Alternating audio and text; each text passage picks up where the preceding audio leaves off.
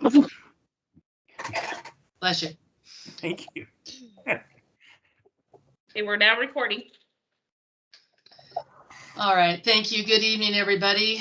Happy midstream of holidays. I know we're right smack at the in between some big stuff going on. So this is Mayor Mary Ann Kloss greeting you for the City of Clyde Hill Council meeting on Tuesday, December 7th, 2021. And we are a virtual City Hall due to the ongoing concerns around the pandemic. So you have the information in your section 1.1 for further details. So nothing has changed. We're continuing with what we have. And so I'll call us to order and roll call. Courtney, how are we standing? All council members are present. That is great. And what I will do here is I'm going to share my screen and we will stand wherever you are. Ask you to recite with me the Pledge of Allegiance. I pledge allegiance to the flag of the United States of America and to the republic for which it stands, one nation, under God, indivisible, with liberty and justice for all. Right. 1 second.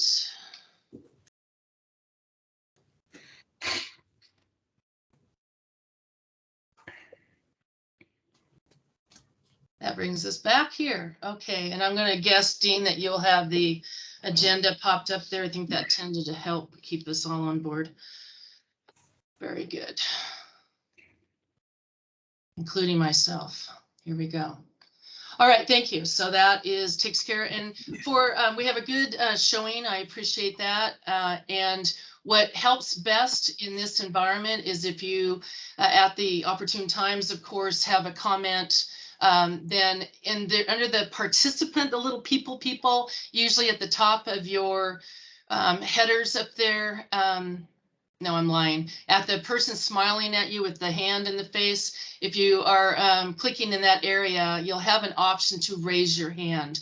And that way we can see that you're wanting to be called upon, and that helps us from preventing to speak over each other. So hopefully you can find that. If there's a problem with that, then come off mute and signal, and then we'll try to help you out as well. So just wanted to make sure of that. We have a very big agenda, as you can well see, lots going on, and we know that we have a lot to cover. In section 2 here is the approval of the agenda. I'm seeking a consideration of the motion to approve the agenda that was for December 7th tonight, 2021. Is there a motion? Scott, you've raised your hand.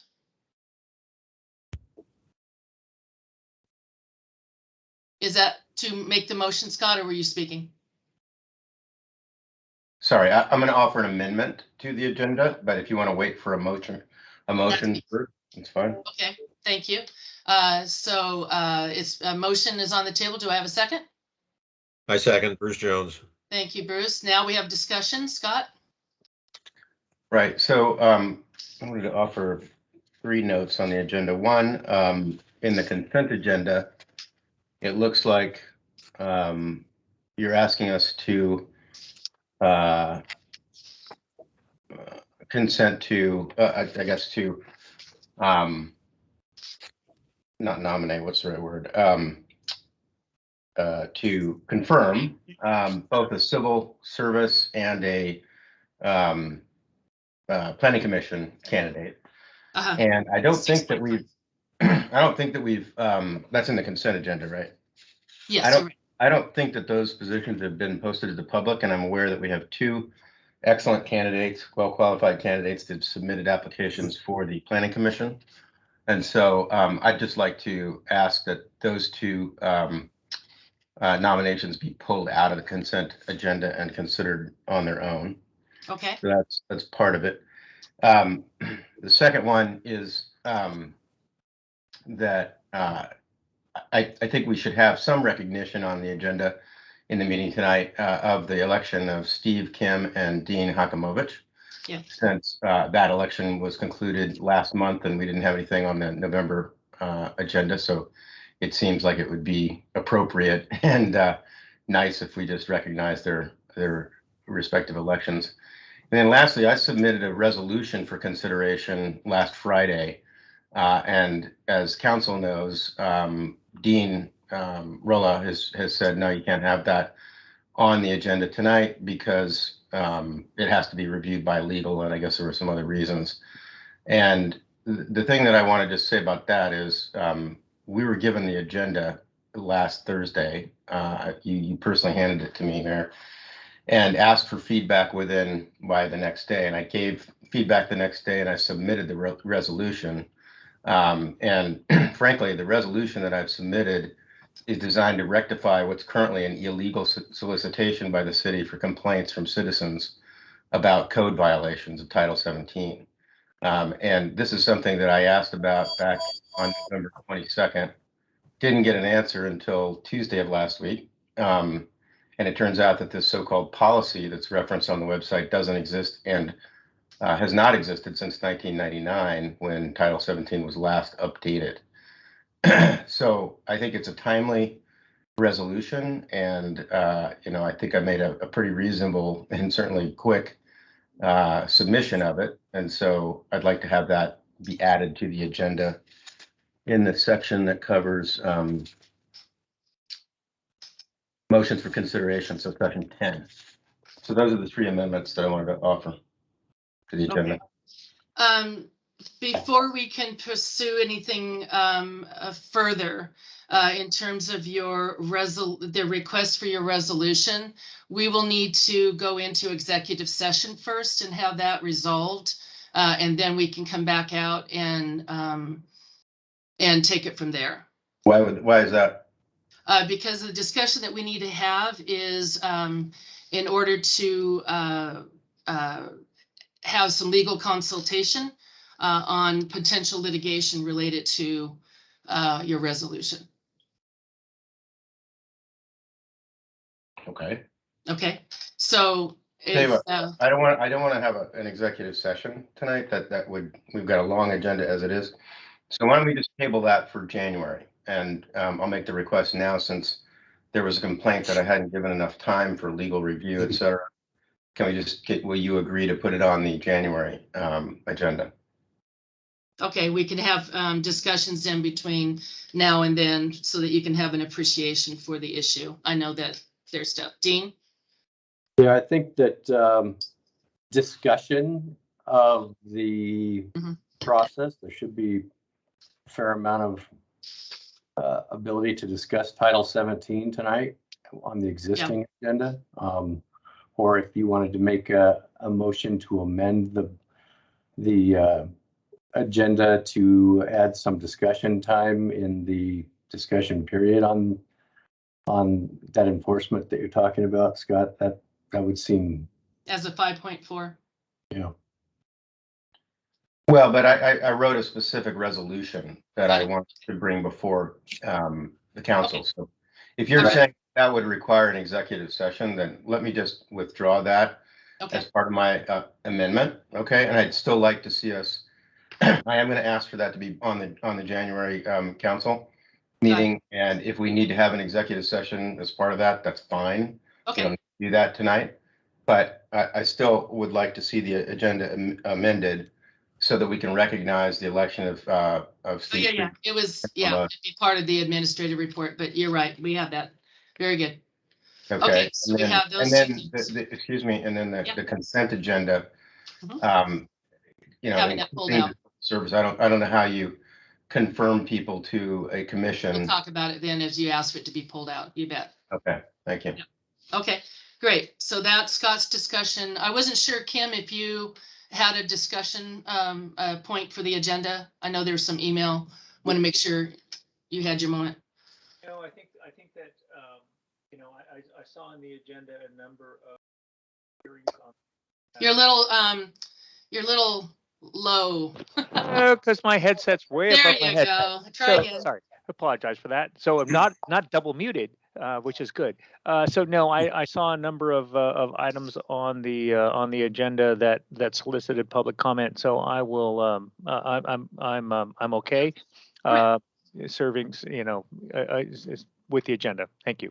Okay, just making sure. Any other discussion? Seeing none, we have a motion on the table now to accept the amended agenda as Scott had laid out.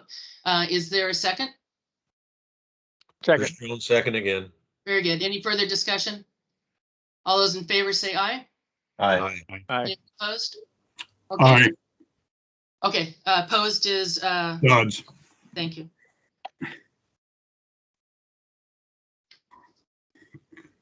Okay, so we still have the motion carries to cover the agenda as amended. Then section 3, I'll need some help from my team here just because of making sure we don't miss anybody. This is the section 3. We've blocked out 30 minutes and hoping that anyone from our residents who wish to make a comment to the city council, that this is your opportunity. We ask for you to watch the timing to 3 minutes so that we have adequate time to meet the needs of any and all of you who wish to speak. And again, please be courteous in your discussions. This is your opportunity to comment, so you'll make your comment and we'll acknowledge, and then we'll move on down the list. This is not Q&A and answer time. You make your comments and we listen, okay? So having said that, we will start up, and I see right off the bat, Dean H. So go ahead, and Dean. Thank you. The Planning Commission has a member whose term expires now in 2021. To my knowledge, the community has had no notice from the city administration about this opportunity. To my knowledge, the community has had no visibility into the larger process for filling the position or the specific criteria used to evaluate candidates. One of my neighbors, who's eminently qualified, reached out to the city about this opportunity. She was informed that there wasn't an opportunity, but there may be one on December 11th, and that the city will provide her with the application form if that happens. My understanding is that there is at least one other well-qualified candidate. As this part of the agenda is for public comment, not Q&A, I will comment. I think I am not alone as a resident in expecting from the city a more transparent process with better communication throughout, from informing the community of the opportunity, fielding applications, to evaluating candidates. I hope that we can pause this important appointment and consider not only all the candidates, but the process as well. Thank you. Thank you, Dean. Hands up for who else would like to speak, please.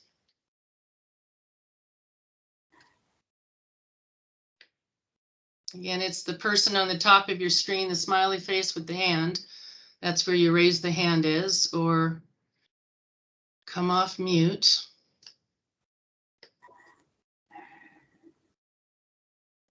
And you know what, you might also be so well trained that you're holding your opportunity for the other sections that have open public hearing. And if so, I applaud you for being sharp and on the ball, if that is truly you. Good job. Spencer Nurse, I know you had said last time you had a struggle finding unmute, and I want to make sure you're not struggling to take your hand up. So I'm calling you out just in case you need my help. And I don't know unless you come off mute to tell me if you're wanting to speak at this time. No, we're okay right now. Thank you very much. All right, thank you. I just wanted to make sure. Yeah. Okay, I'm gonna go ahead and close this section, making sure any other public comment.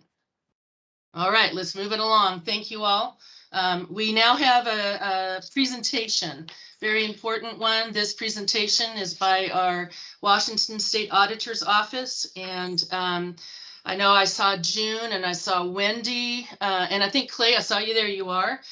So I don't know if Lisa or Dean want to do any quick intro or just turn it over to them.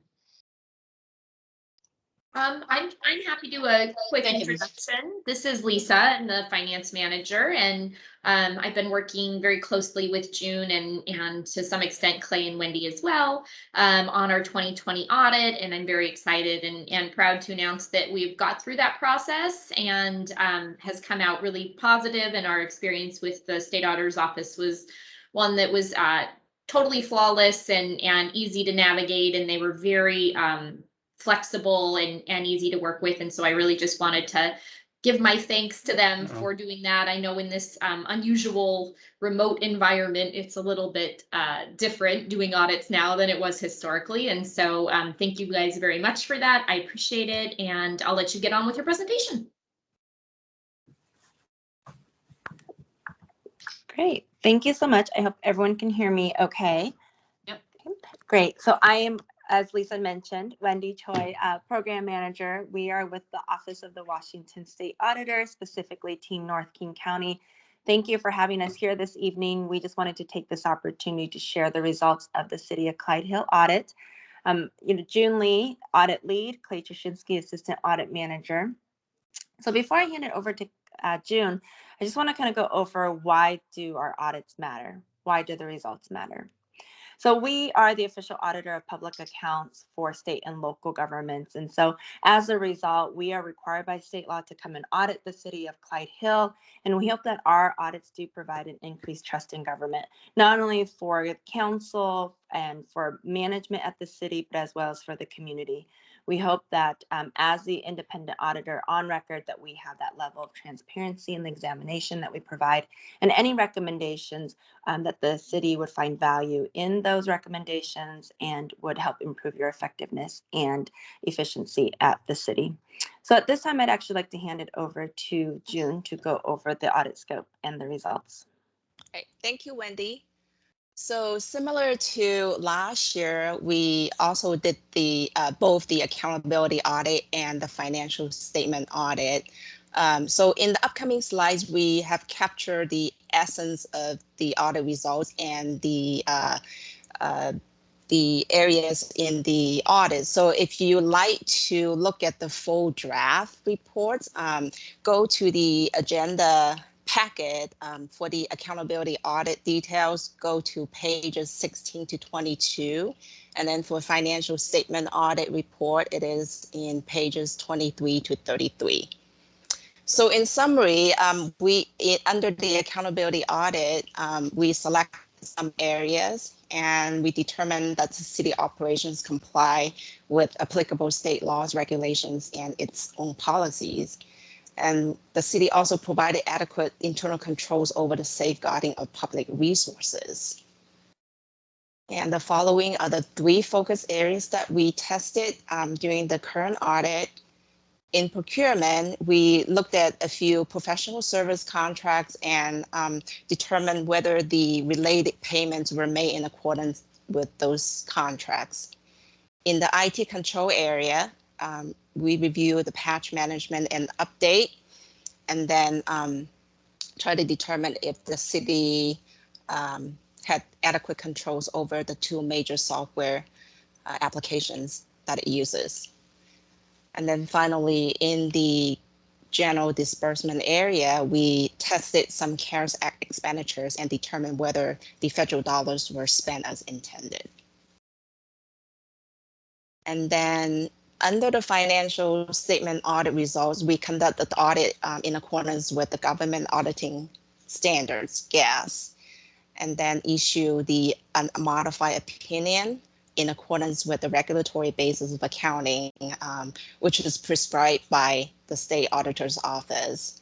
And because of that, we also had to issue the adverse opinion on US GAAP because the city reports on the cash basis, which is a departure from GAAP.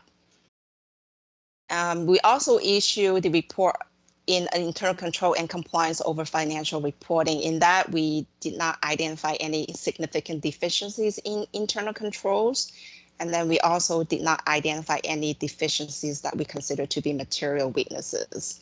And we noted no instances of non-compliance that were material to the financial statements.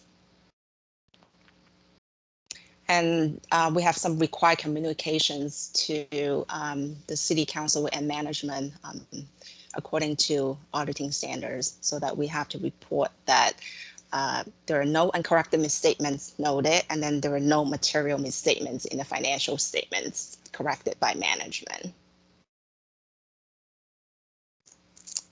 And before we turn the table to Clay, are there any questions? And if you'll remind everybody, how long did you spend doing your audit? How long did I spend doing my audit? That was, gosh, maybe 2.5 weeks. Yeah. 2.5 weeks.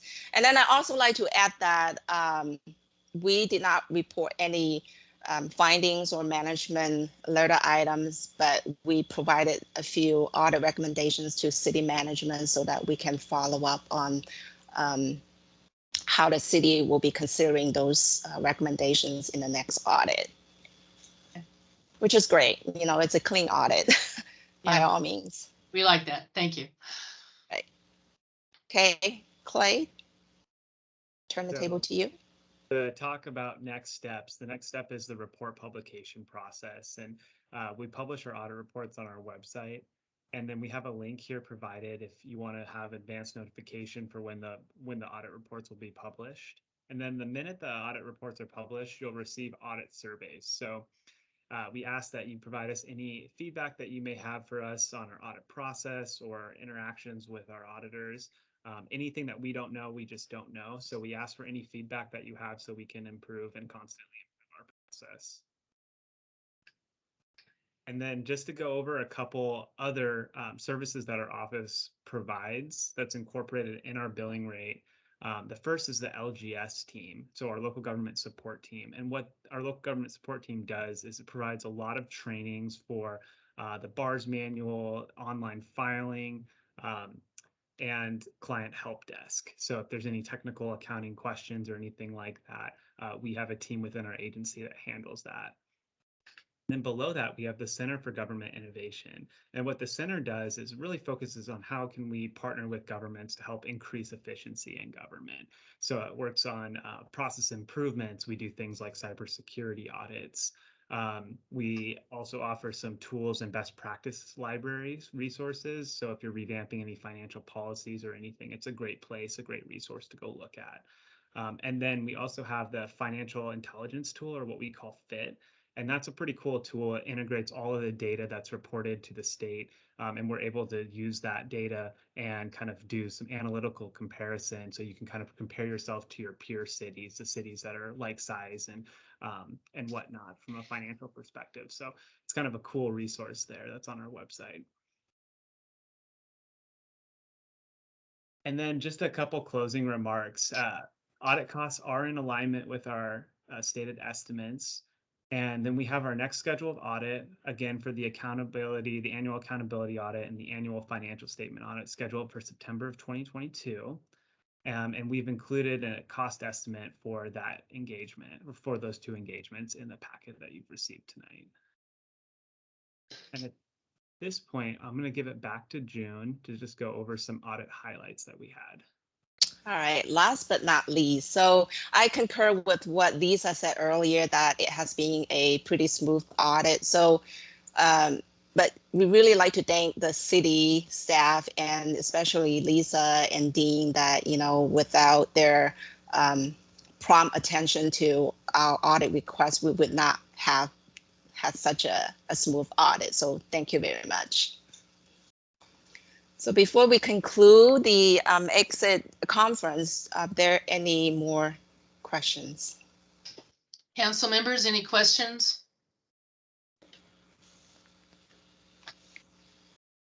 I know that we have a very good track record, even some of the recommendations that you tend to pick up, we often take those into complete consideration and actually implement to that. So I know Lisa and company will take a peek at that and go forward. And I know also Lisa and Dean, I think we're going to be trying to back up the timing of our budget process next year so that we get things probably more adopted and approved in November. So my hope is that timing of September gets worked in, make sure we work that in, because you guys are not only super busy trying to put the budget together, but then I know it does take a lot of time to support this audit. So I'm just acutely aware of the timing. Yeah. Okay, anything else from our council? I'm not seeing any hands or questions, so I thank you all so very much. Helpful to keep us Thank you for having us. audited. Okay, thank you. Thank you. Bye-bye. Bye-bye. Good night.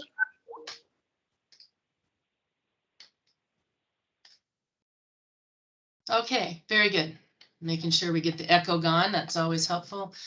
Alrighty, good work. Thank you, everybody. And again, thanks to Lisa and Dean and everybody. Solid work, and it does take a lot of documents. So thank you. All right, we're moving on to section 5, which is new business and discussion topics. The very first one is 5.1. Is this an update related to our city's facility master plan? I know that Dean and Sean and John have give you the memo on that. I don't know, Dean, if you want to do a precursor, and we have some people here to speak. I think Sean has graciously volunteered to take that assignment tonight, Mayor. Perfect. All right, Sean, Public Works Director. Yes, I sure have. Good morning, Mayor, Council, members of the public. I'm Sean Tozer, City of Clyde Hill Public Works Director.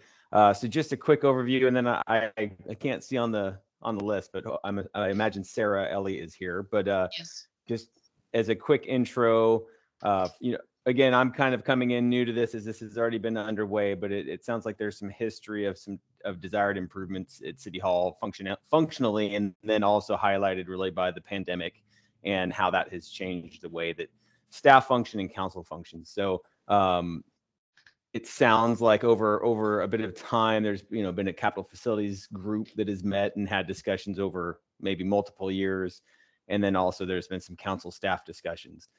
Some of this is related to the capital facilities element in a broader view with potentially different city hall or a different site and whatnot. But again, there's timing and there's other concerns with the Bellevue Fire District Station 5 or Bellevue Fire Station 5 and that reconstruction and the possibilities that the city might have in a broader sense. But again, with the needs of the pandemic and staff needing to be having a bit more space. So that open work concept sort of changed into people being a little bit more having private offices and personal space. And then also with council being more remote, staff was ultimately directed to bring forth some workable solutions that, for how we could make some changes at City Hall to accommodate this different work pattern and some new abilities. So in that, financial thresholds were really a primary driver. So a lot of what the city has been looking at is not getting above the substantial remodel threshold, which would trigger different set of requirements other than minor improvements. So the main, I think, and Sarah will get into most of this, but again, a lot of what the city had been looking at is accommodate more spaces in the existing footprint. So I believe that's what we were successful at doing, is finding a plan that balances the ability of the existing footprint and the existing facility to accommodate more people, just in a different way. So Sarah, I hope that didn't steal into your thunder, but if you're up and ready. Perfect. That was a perfect lead into the conversation. Perfect. Excellent. Well, take it away. Sounds good. So as you know, we've worked with the city for quite a few years to come up with different solutions to different problems for facilities. And today we're presenting one on a smaller scale to show just some ideas of how we can renovate City Hall to meet the current needs that you have. So is it all right if I share my screen? I'll just share the same drawing that I believe was sent out to you. Let me get you guys back up on my other screen. So this is a floor plan we came up with. We went through an exercise of looking at multiple different plans, but ultimately we felt this plan had the least amount of impact, and it was a fairly clean solution to your current problem. So we're adding 2 new offices here. This is currently a storage room. So moving this work counter further back so that we can provide a door into this office, which is the current storage that's currently accessed through this storage. And then building another office in this covered kind of entryway that already has a roof over. So putting office number 2 over here. And in this process as well, revising the reception desk to allow ADA access through here, because I think right now the opening is about 2.6 or 2.8. So making that more comfortable, providing ADA access to all these office doors. Let's see, and then just updating some casework back here. So that's the 2 offices. And then the other part that we've been looking at is reorganizing the city council room so that it is better suited for city council meetings post-COVID, as well as making this room more usable throughout the month. So this is the layout, one of the layouts we came up with. Wow, this room shape is fairly difficult to work with for the amount of people we're trying to fit with appropriate distances. However, we came up with a solution where city council is sitting up here. So they're all looking, no, they don't have their backs towards anyone. Staff can sit here, and then anyone who's coming in, community members or additional staff can sit back here or spill out into this area. And then the other part of this project is also upgrading the AV equipment, so larger monitors, projectors, so that the screens are visible. I know right now the screens are pretty small and they're hard to see from sitting anywhere in the council room. So that's the gist of the proposal. We're in schematic, we just finished schematic design, so this is still has some work to do, but we have enough information to have gotten an estimate. So we basically put these plans together with as much information as we could to get a estimate. And I believe that estimate was also included. And I'll just go through some of the points on the estimate. So the estimate came in for hard costs or construction costs, real construction costs is $206,000 and some change. That includes escalation to June 2022, includes general contractor conditions, very limited site work. I think it includes a few $1,000s just for any kind of improvements in this area. And then it includes design contingency of 10% because we're not finished the plans. It includes new HVAC for these rooms. So these 2 offices would need a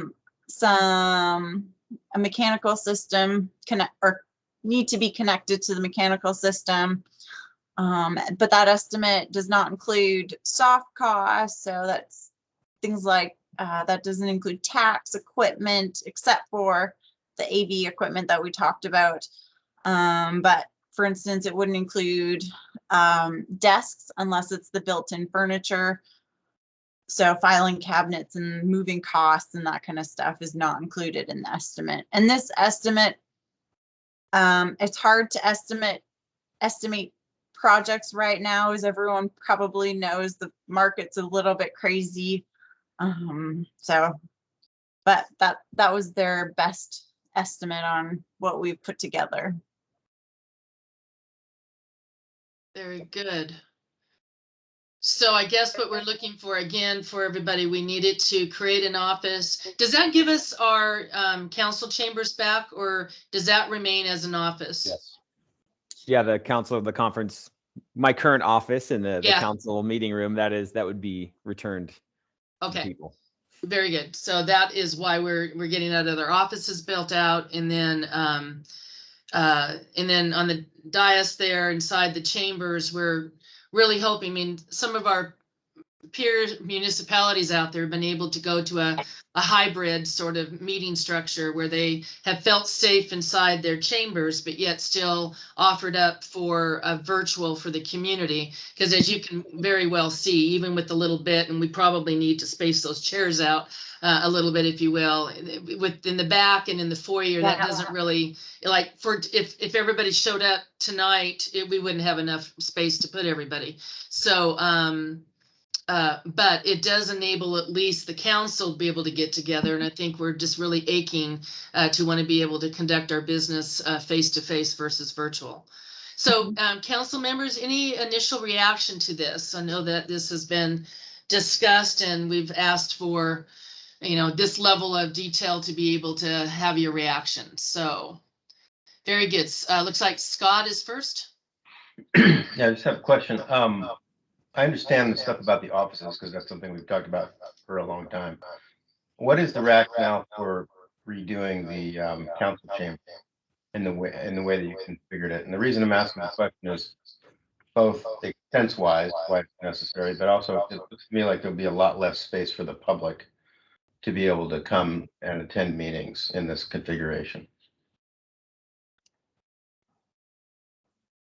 I can take that one if you want. It was the idea was this was the best configuration for keeping council socially distanced from each other, staff socially distanced as well. I think everything in here is with movable tables in this current layout, so that for instance, if we could hopefully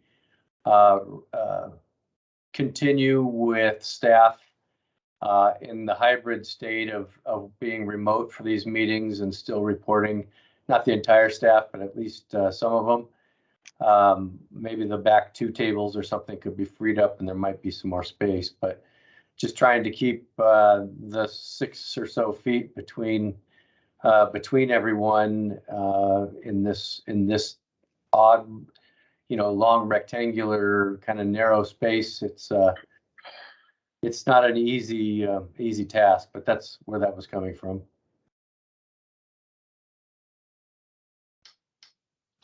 If we had to remove the doors that go out to the foyer, you know, I think in the past we've maybe set some chairs over in the sliding door area, but there are speakers that also accommodate the foyer area, so that area would be able to accommodate some public ability as well. We're still kind of waiting to see what the governor comes up with long term, but I believe that so long as we are accommodating and having a physical location and having a remote access capability, that hopefully we can still accommodate a large amount of the public. Right. Okay, I'll circle back if need be. Steve? Yeah, I gave the plan to the expert in my household, who's my wife, and she looks at these things like you wouldn't believe and can always narrow them down. And anyway, it looks like a good option for something we need to be doing now, without relying on the future opportunities that come around. But there's a couple areas that I'd like to see if we've considered or are working on that I had thought about that I think it need or might also be needed. For example, upgrading the electrical room in the data center, which I remember is a big problem, and wiring within the whole building. Has that been considered? Have we considered putting in a wireless system, which might also help facilitate communication over and above the wiring that's there? I had considered whether there needed to be some type of a conference room or a public meeting room, but I think that's contemplated here in the use. And I think you're contemplating a hybrid meeting opportunities as well, so that we can do that, or so that I can call in from Amsterdam next time I'm there. And the other really, since we're trying to make this facility more usable for the staff and more usable for the public, I think this ties back into improving our internet access, getting fiber optics into the building, and getting a better feed in, so that we can use the hybrid more effectively. Exactly. So are these things being considered? Yeah, exactly. Yeah. Absolutely. Yeah. And That's all the alignment. Yeah. So, Steve, directly, part of the reason we've tried to limit the scope here because we're trying to stay within our substantial remodel threshold, so we don't have to do a whole lot of ADA stuff. There'll probably need to be some carpeting issues eventually, and probably a little more AV than what's talked about in here potentially too. So we're definitely looking at a bunch of those other things on the side, but not as part of this project necessarily. Public meeting space, by taking out the dais, this will actually make a much larger space that can be converted to whatever use we need it for. Right. So I hope that's a couple of your questions. It does. I'd like to make some of these things, if they're as essential, simultaneous. We should be moving on all of this for the facility. It'll make a difference for all of us, including the staff and the public. Okay, thank you. Kim? Yeah, I mean, sorry, I just think I really like this plan. I like the verify that those are movable tables, so the dais goes away. And by my count, potentially we'd probably put 2, 4, 6, 8, 10, 12 around the U shape, which would mean that to Scott's point, you could actually move staff eventually post-COVID up into the U shape, and then therefore make more space for public comment. So I like that. I like the offices. I think it's a good plan. Thank you. Yeah, thanks. Okay, anything else from, I guess, the Bruce Dodds? Thank you. Yeah, I have to agree with with Steve and Kim as well. I do think this is a good plan and it's a good approach. And I also think that it's important that we keep within the limit of not having to completely redo this structure as a result of the other codes that we have that require us to bring everything up to code in the event that we exceed a certain percentage of the cost of the facility here. So I'm all for this, and I think that the council area is certainly capable of being adjusted to perhaps if we're not constrained with the COVID stuff that we're having to deal with at the moment. We can always get enough space for the public as well. So, but in the past, at least in the time that I've been here with the city of 20 years or so, I could count on one hand the time where we really had more people than we had the space to be able to seat them here now.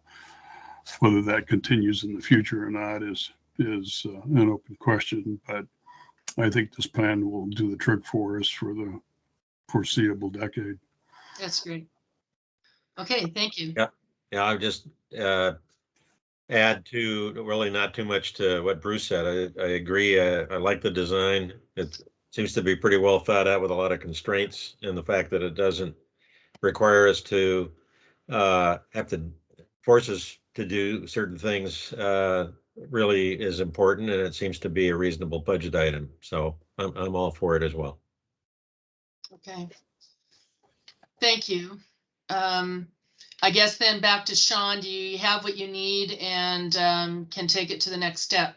And then I think the important part that I heard is really making sure we're aligning this with some of the other tech components as best as possible, which also makes sense. If they're going to be digging above the ceilings, I don't want to lay wire for one thing and then have to disrupt things later to lay a different wire. So coordinating that will be important.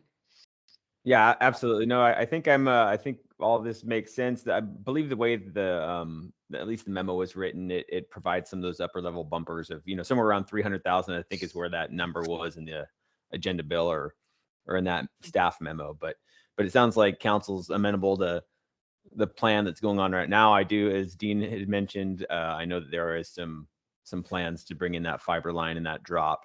So all of that hopefully would be integrated. But again, you see that we're trying to work within the confines of not making a huge expansion on something that may have some marginal future life with us, but getting every ounce of it that we can for however long we end up being in it. So. Okay. Thank you. Sounds like a good plan. Dean. So just lastly, I just want to be clear so that we're totally out in the open. We are looking to then complete the designs and take this project to the point of bids, and then we would bring the bids back to you guys for acceptance and moving forward. So just wanted to be clear, that's what we're actually asking for tonight. Very good. Okay, I love it. Getting some traction. Okay, thank you all. Appreciate it very, very much. Have a nice holiday, Sarah and Brian. Thank you. Bye. Thank you. Bye-bye. Okay, thank you. We're going to move on to the next section, which is the traffic program. Do we have Eric? I was trying to see here. I don't know if yes. Okay. Does John Greenwood, do you want to do any intro? And then I know it sounds like Eric is here. Absolutely. So, Mayor and members of the council, what we have with us today is Mr. Eric Schmizu of DKS Associates. He is the city's on-call traffic engineer consultant, and he's assisted us with, prior to this, working on the 84th Phase 2, that means north of 24th on 84th, improvements. Primarily, I believe, an origin destination study, but also with the facilitation of the traffic signal at that location. And following that, we pretty much immediately hired him on the spot for assisting us with our ongoing traffic issues. Pretty certain everyone was here about 5 or 6 years ago. You could not get through Clyde Hill in a half an hour when it was between 5 and 6. That is no longer the case. So Eric brings with him many years of experience, but he's here today. I know that previously council, in particular Councilmember Frieden, was interested in getting updates on Aqua Vista. Aqua Vista has been on our radar since I started working here, and we periodically collect data, and Eric Schmizu is the one that takes that data and analyzes it using his professional judgment. And on that note, I will hand it over to Eric because he has an update on what is essentially 12 months worth of data over at Aqua Vista. All right, Eric, take it away. All right. Thanks, John. Do you want to share the just the summary?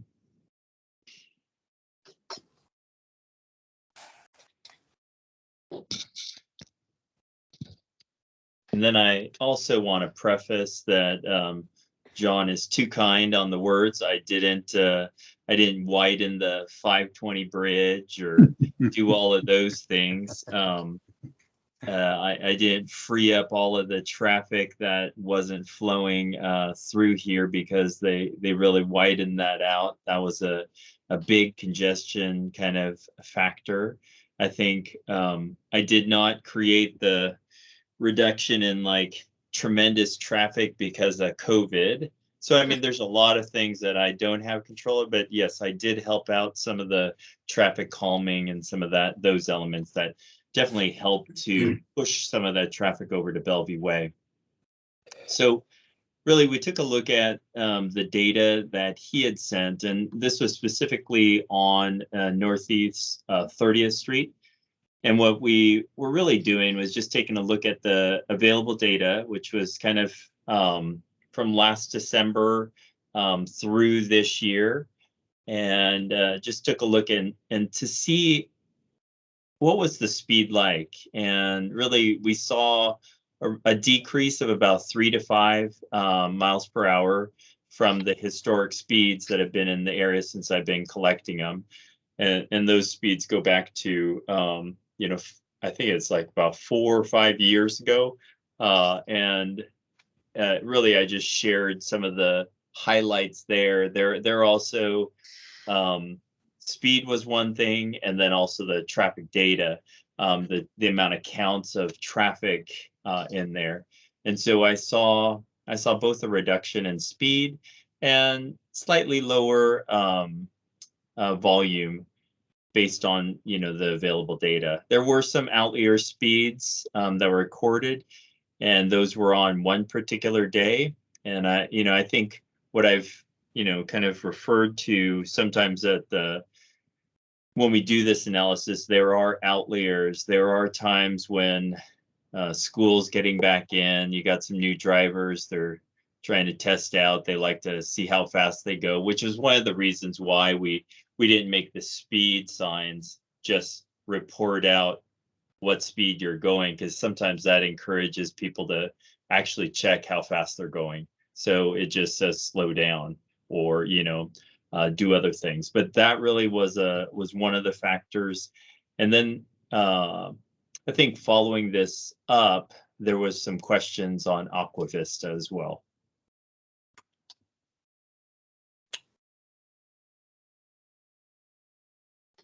So it's interesting what you're saying is for this past year, you're seeing the volume. We're not too shocked because we're still sort of dealing with COVID volumes and a lot of people still working remotely, but the speed was consistent. In other words, it wasn't significant to the point where you're seeing people are speeding. Yeah. Yeah. And I think with Bellevue being kind of a high-tech area, they do have the flexibility of working from home. And so you'll see the disproportionate number of those choose to either do their trips at a different time, or they don't have to take their regular trips. What I have seen on the freeways, they have picked up markedly close to pre-COVID conditions. You can see a lot of congestion on the freeways that's occurring now, and that the larger freeway system takes into account more of the people who are actually traveling. The arterial system, a little bit different, and it's spotty depending upon the locations. Okay. Steve? Yeah, thanks for the report, Eric. And it's nice to see the speed slowing, and I think the sign down the hill has helped. The cones at 96 that kind of limit the left turn into Aqua Vista up above here, that helps. That has helped slow down, help people cutting off the issue. There's a couple of issues, though. There is an issue I do want to mention and I want to talk about and bring up. Partly because Aqua Vista isn't really set up in a way that is your typical north, south, east, west type of grid system. It's got curved roads, some hidden curves as you look through it. And there's the map. I'm looking at the map there, and so it also adds to that there's some cut through traffic, that people use Aqua Vista to bypass the need or the desire or the lack of desire to drive along 24th or 84th or some of the other streets, so they can get to 520 a little bit easier. And that's the biggest area there would be construction trucks and big vehicles that are doing that aren't necessarily working in the area, that just use us to get through easier. But the real issue that I hear from the residents here in Aqua Vista is at the turn at Northeast 30th. If you look at the single arrow, it kind of comes down. There's a stop sign. We added the blinking stop sign, which I think has helped, but it still hasn't negated the desire for drivers to run through that stop sign, plow through it on occasion, and to make a hard turn into an area where you may not see somebody coming up the hill. There's a safety issue there. And this report, it wasn't intended necessarily to address that, and it doesn't address it. But that's an area that I think I hear, I think the police try to enforce the areas at times, and they know that's an area. And to me, that's the one thing I'd like to try to emphasize and maybe find some solutions to reduce that as a problem. My thinking is more on the, I guess I'd call educating the driver area, where you might increase some of the striping in front of northeast where the stop sign is. It's the right turn. It's not necessarily drivers turning left as they come up the hill and then turn left onto 30th going out of Aqua Vista. It isn't if you're turning left to go up 95th or any of that, or even going across. It's mostly just that hard right, sharp right turn that has some issues with drivers just plowing right through it, or just getting through there a little too quickly when they don't come to a full stop. So I guess I'd like to see two recommendations. One is maybe some more enforcement from the police that helps when they're there.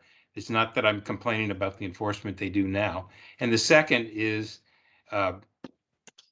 some answers along the way that might force drivers to come to a complete stop in the area.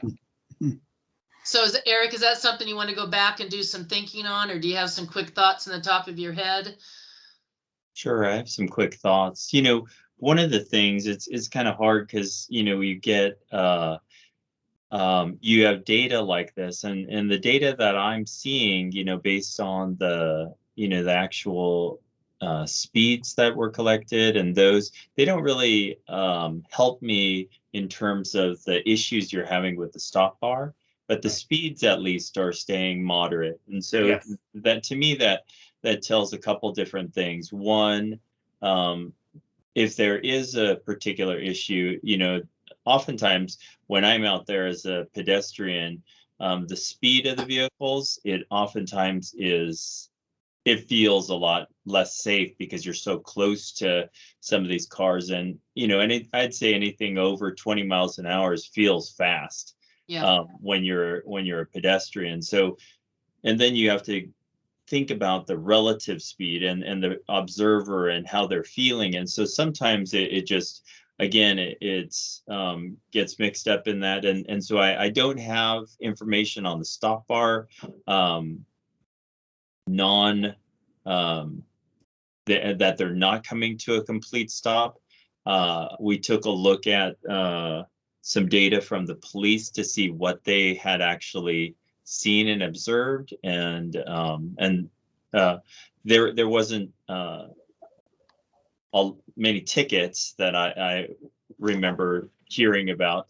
And so those are two factors that I would take in. And I'm not saying that people are not experiencing that, but there's things that on the engineering side, that's what I would weigh first, and then I'd have to get some other data points to be able to. Is the notion of putting striping down or full stop or something right there at the stop sign, does that tend to generate more compliance, or is it just equally ignored?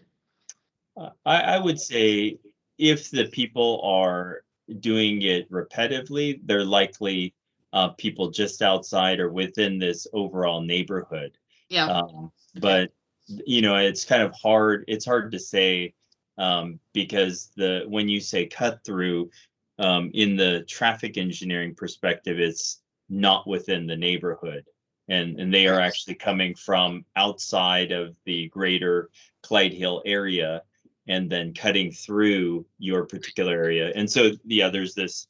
I know they might not be living right directly in Aqua Vista, but within I think what we found on the origin destination was disproportionately that area was from the greater Clyde Hill area, where people were kind of cutting through the whole greater Clyde Hill.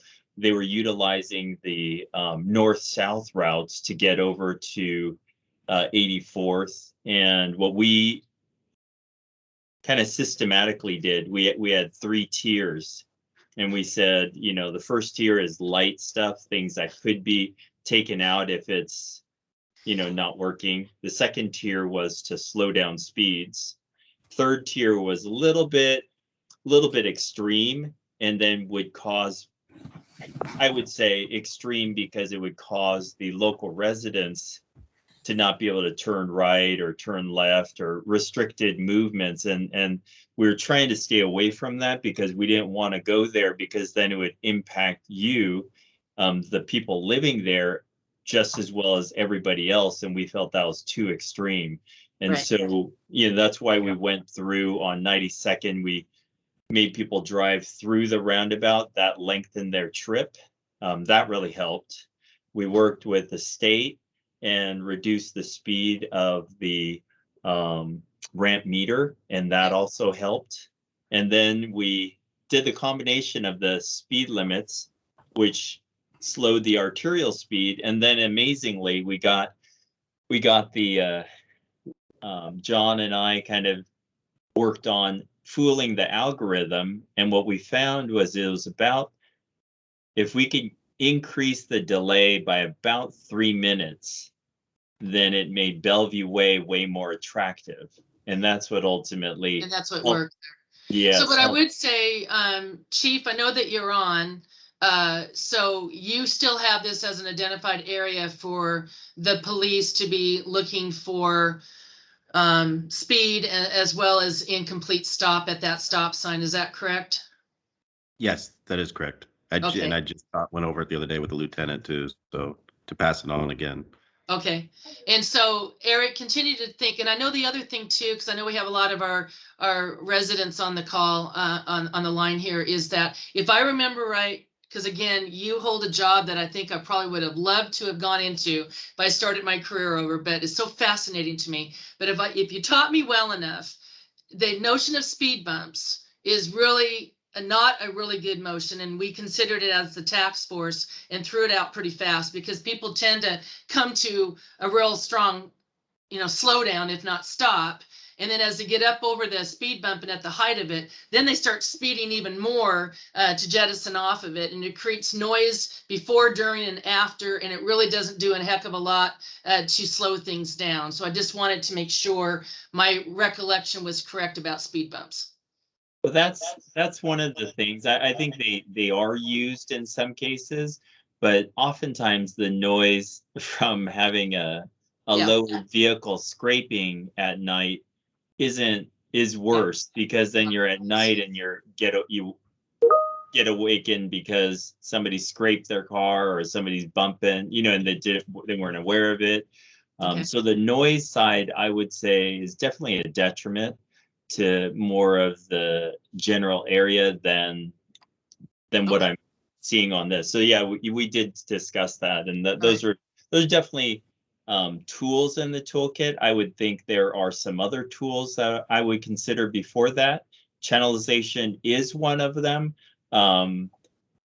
However, when when you're talking again about the larger city, when you start implementing some of these things, then you have to be thinking about what's the precedence. Right. And you And have or point, counterpoint. You push here, Yes. it pulls out there. Let me pause. I'm trying to manage the time on this. John, you had a hand up? Yes, Mayor, I just want to make some information tool available because again, in an effort to help move the meeting along, again, Eric and DKS Associates is on contract. If the council is interested, we can explore further ideas without doing any implementation, because obviously any implementation would have significant financial impacts. But we do have a budget for this, and we are within budget. But to make sure the council understands too, that as soon as December 31st is done, Eric is turning his attention to a 6-month citywide update on the data that we collect. The city does not collect data regarding cut-through traffic via an origin destination analysis. That would cost additional money through a third-party provider, quite possibly DKS or someone else if DKS wanted to push that off. But we can sit down very quickly with staff, come up with some ideas, and talking with Eric and get back to the council with the understanding that this would hopefully try to be done before the end of the year, so that as soon as the end of the year is done, Eric and the rest of DKS can assist us with an update Okay. for citywide And then- traffic. And the people in Aqua Vista, I mean, they Yeah. want, they're not afraid to have. Actually, let me rephrase that. I think they're happy with it, with some simple solutions. I'm not trying to. I've heard enough from everybody about the speed bump issues and putting down the dots or any of that. But there are some simple provisions you can do to kind of work on driving the driver more to the middle of the street where they're more likely to stop and they make the turn wider. I'm going to say the same thing in the next issue we're talking about. So what I'm hearing is if maybe we put more thinking caps on, we can bring it back for the next meeting. And then I also didn't want to forget, but with the cut through, it's one thing, like you say, it's residents cutting through, but that's really not what we're talking about. I want to make sure that that construction truck that has no reason to come back down through your area, just because they figured it out, that that's a faster way. Then Rich, I know you're on the call here, but I suspect that if you were notified, and if that truck belonged to any project we have going on elsewhere in Clyde Hill, you would be more than happy to make a communication to that company. Would that be right, Rich? Yes, that would be. I just have to find, somebody has to let us know when the truck comes through or where, what the name of the truck is. Okay. Well, yeah, go ahead.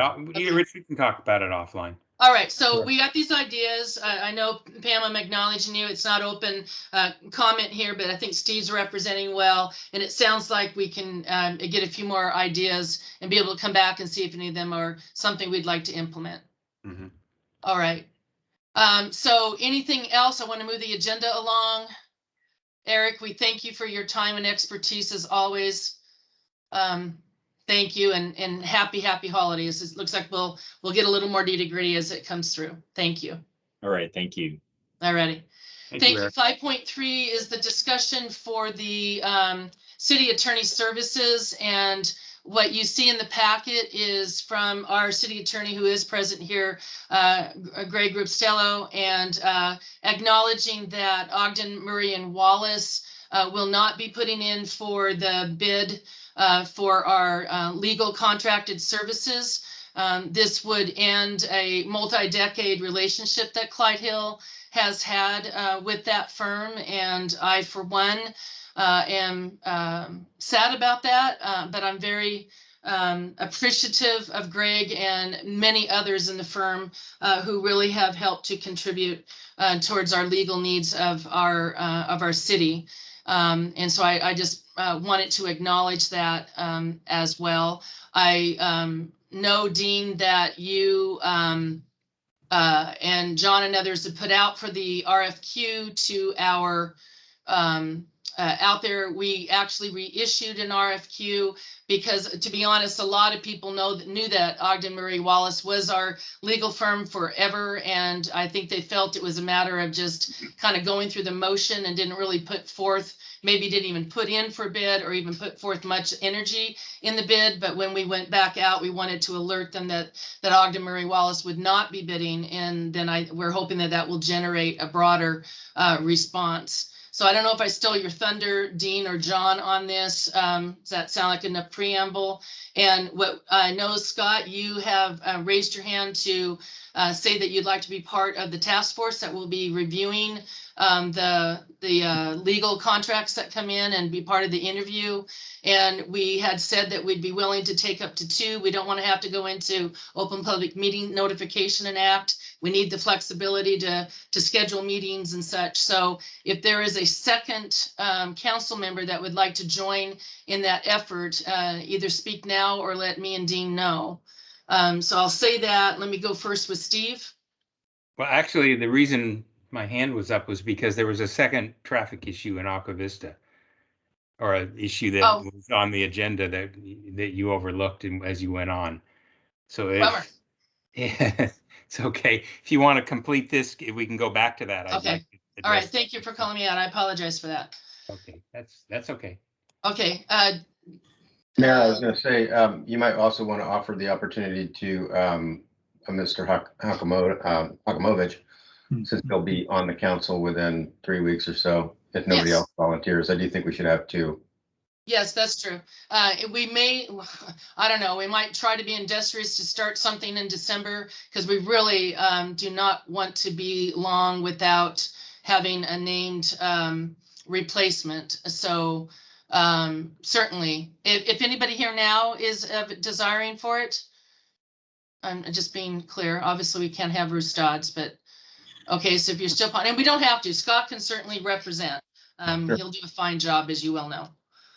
Okay, so I would say, please let us know. Dean, what do you think? When's the RFQ end? It closes on the 15th of Okay. December. There will be a lot of staff vacations and things for this last 3 weeks of the month. We will try to get the process rolling at the end of December here, but schedules It could might be just enough to look at them, maybe start getting some calendars fitted for January as well, so that's fine. Okay, so please target 12:15 if that is an interest for you to be the second body on that, and then we'll get rolling as promptly as we can. All right? Thank you. Coming back, Steve, what did I miss? I apologize. And I know Eric's probably gone, so John, you may have to back us up. All right. Well, Councilman Friedman, I can just lay out the groundwork and then I'll let you kind of take over if that's appropriate, sir. Okay. All right then. So in November, Councilmember Friedman came up to staff and had a concern regarding the westerly egress of Aqua Vista at the 92nd and 28th. And the concern was that, again, and please correct me if I have misspoken, is traveling northbound on 92nd, which would be up in this picture, and taking a right into Aqua Vista just to come to that white stop bar almost immediately, that there was concern the vehicles were traveling too fast going into that intersection. And that also there was concerns about exiting vehicles from the southern 9201 address right there at the bottom of that intersection coming into there, but also concerns about safety of, in particular, pedestrians that were in the right of way. You will notice that there is a sidewalk going north to south, but there is none going in there. So what staff did was we took that information and we met with, and when I say staff, I do mean Public Works Administration and Police Department, as well as Eric Schmizu of DKS Associates, met with them. And what we basically did, and for those council members that weren't here for the traffic subcommittee formation and setup, is we followed the 3 E's. We looked at the enforcement, the education, and the engineering opportunities and essentially issues. And basically, to all of you have had this memo for a few days now. We couldn't find anything enforcement related, and we could not find, and because of that, there was no education to address any type of issue regarding enforcement. But there were a number of factors to take into consideration with regards to engineering as potential fixes to the complaint. And at that, with that being said, I will say that staff did not find enough information contained herein to warrant much of a suggestion in terms of city action. But that is just the information that we required, and obviously we cannot make a recommendation based off of information that we do not currently possess. But at that point in time, I have provided some of the recommendations that we as a group came up with to suggest and bring up for discussion for council, understanding that council can take this in any direction they want to. And at that point in time, I will hand it over to Council Member Friedman. Yeah, I'll try to make this quick. I did take a look at the most recent traffic report for northbound traffic on down 92nd. And if I read it right, speeds are up coming down the hill, and there's quite a few travelers. They are coming down a hill, and I know there's a speed sign to slow you down. But there's it looks to me like that is an area that speeds have not been slowing down no matter what we've tried to do. And that's part of the concern. What ultimately happens is that if you can put that picture back up, or John, just get up there. If you look at the sidewalk here crossing, yeah, even that one works right here. You see it crossing, it drives the pedestrian to cross the street directly. It doesn't necessarily give you a pedestrian who's entering into Aqua Vista and turning right onto 28th, a walking path, a direction into that area. As you can see, the part to the right on the sidewalk as you walk into Aqua Vista is more dirt related, and it really doesn't even suggest that you walk there as much. And so walkers have a tendency to, they could even wander a little bit. And so that's part of my safety concern, is that, and I walk that area a lot, is that you tend to kind of wander onto the street while the traffic's coming down the hill without a line of sight to see anybody coming onto 28th, as this picture shows here. And suddenly, yeah, you've got a safety hazard there, and a potential for and a potential for a problem with a pedestrian. And it's another area that Aqua Vista residents comment about. They comment about again, this is a tight right turn. They're coming down fairly quickly. They don't slow down enough. They make the turn on the right. They may or may not see pedestrians who are walking there. So what I'm interested really in is getting support from the council for staff to come back with some alternatives for making maybe some type of sidewalk improvements like you see right here that would drive the pedestrians who are walking coming down 92nd to stay on the sidewalk as they make that turn. It could be a sidewalk, even the short sidewalk to that driveway, or a path that's kind of lined a little bit in a way that they would walk, that would drive the walkers that way. And the second, again, would be some aspect that slows the drivers down as they make that right turn. They make it tight, and that's where the safety issue comes up. It's not really that much different than my concerns on Northeast 30th that we were talking about. Okay. So I guess I'm looking for some support from the council to help to get back to staff so they would take a look at this and come back with some alternatives in the next month. Okay, thank you. Scott? I was just going to make the point that we are an hour and 20 minutes almost into this meeting, and we've not made a lot of progress on our agenda. Plus, we have public hearings, so I know we have members of the public wanting to. So I just wanted to advocate for moving things along. Yep. That being said, on this particular issue, I have no problem with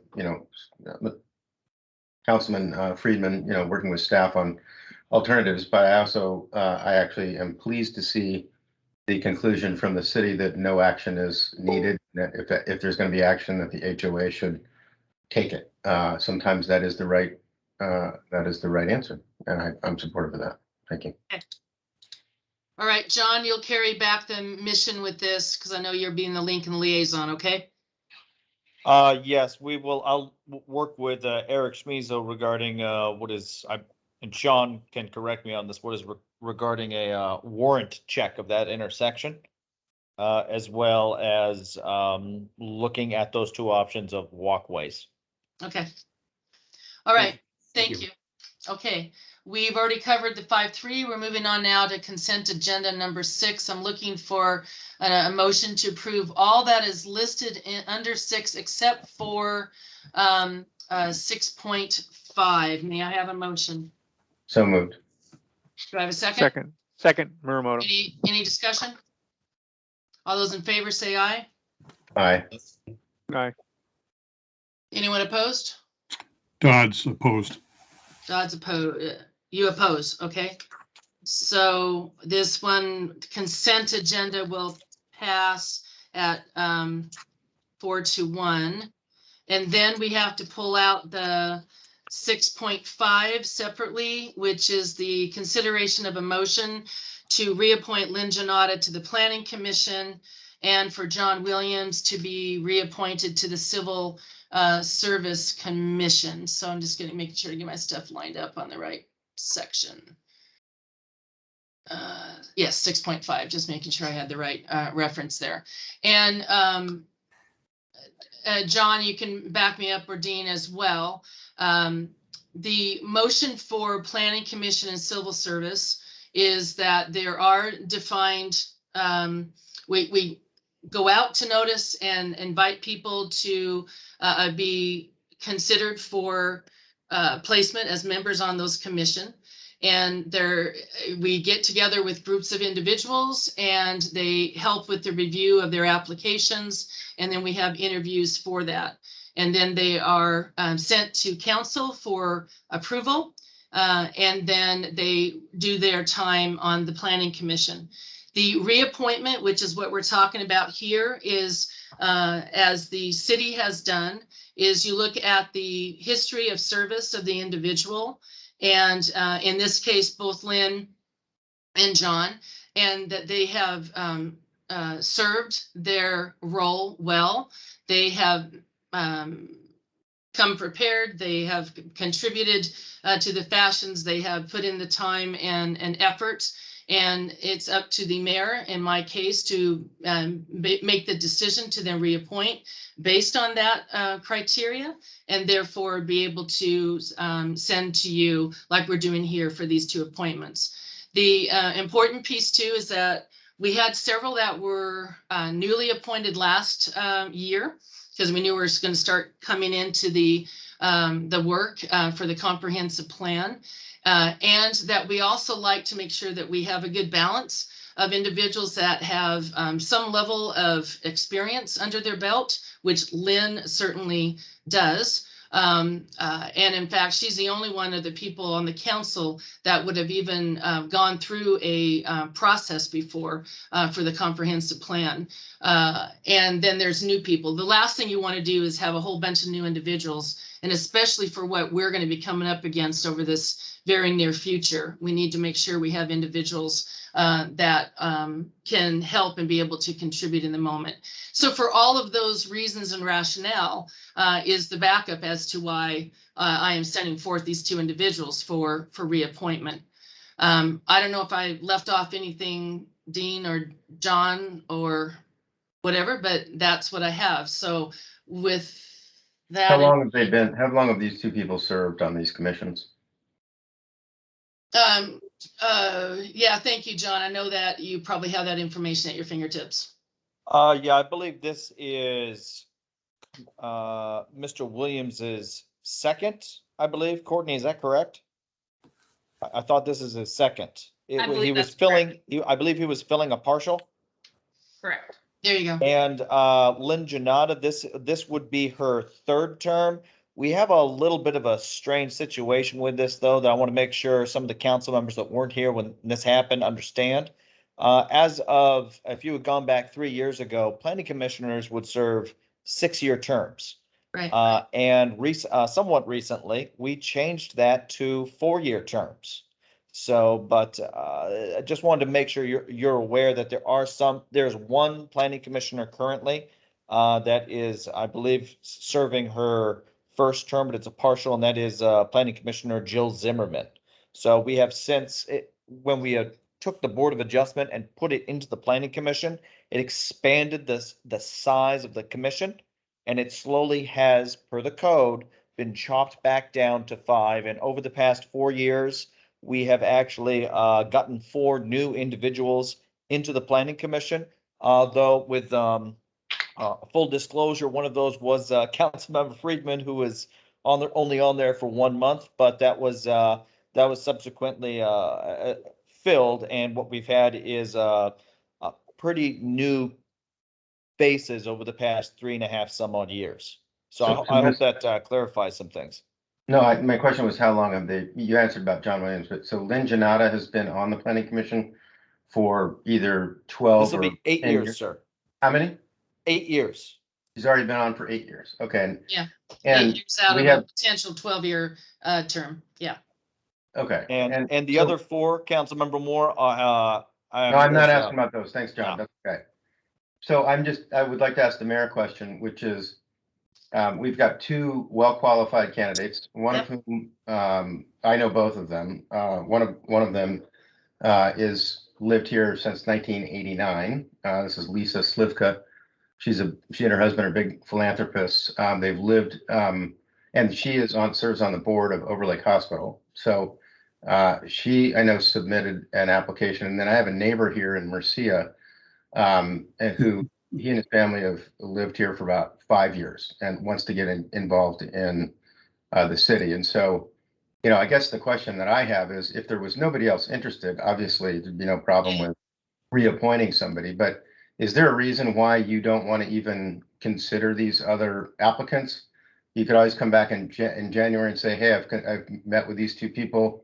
I still think Lynn is the right person to put into the thing. It doesn't sound like there's anybody that's interested in civil service besides Mr. Williams, but is there any reason why you wouldn't want to do that? Well, I'm following the typical process where again, as I mentioned before, I see Lynn as being someone with the most amount of experience, and she would be the most amount of experience and guidance on this.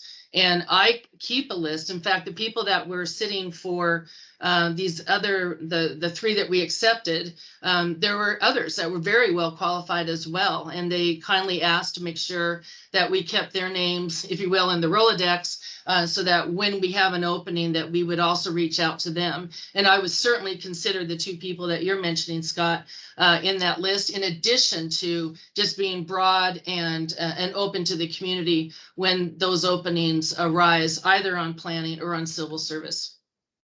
Okay. So you said you would consider those other, but you're not considering anybody other than her, sounds like. Right, I'm asking for the reappointment of Lynn for the reasons that I said. So with that, I need to ask for a motion then for under 6.5 for the reappointments of these two positions. May I have that motion? Ms. Dodds, so moved. Do I have a second?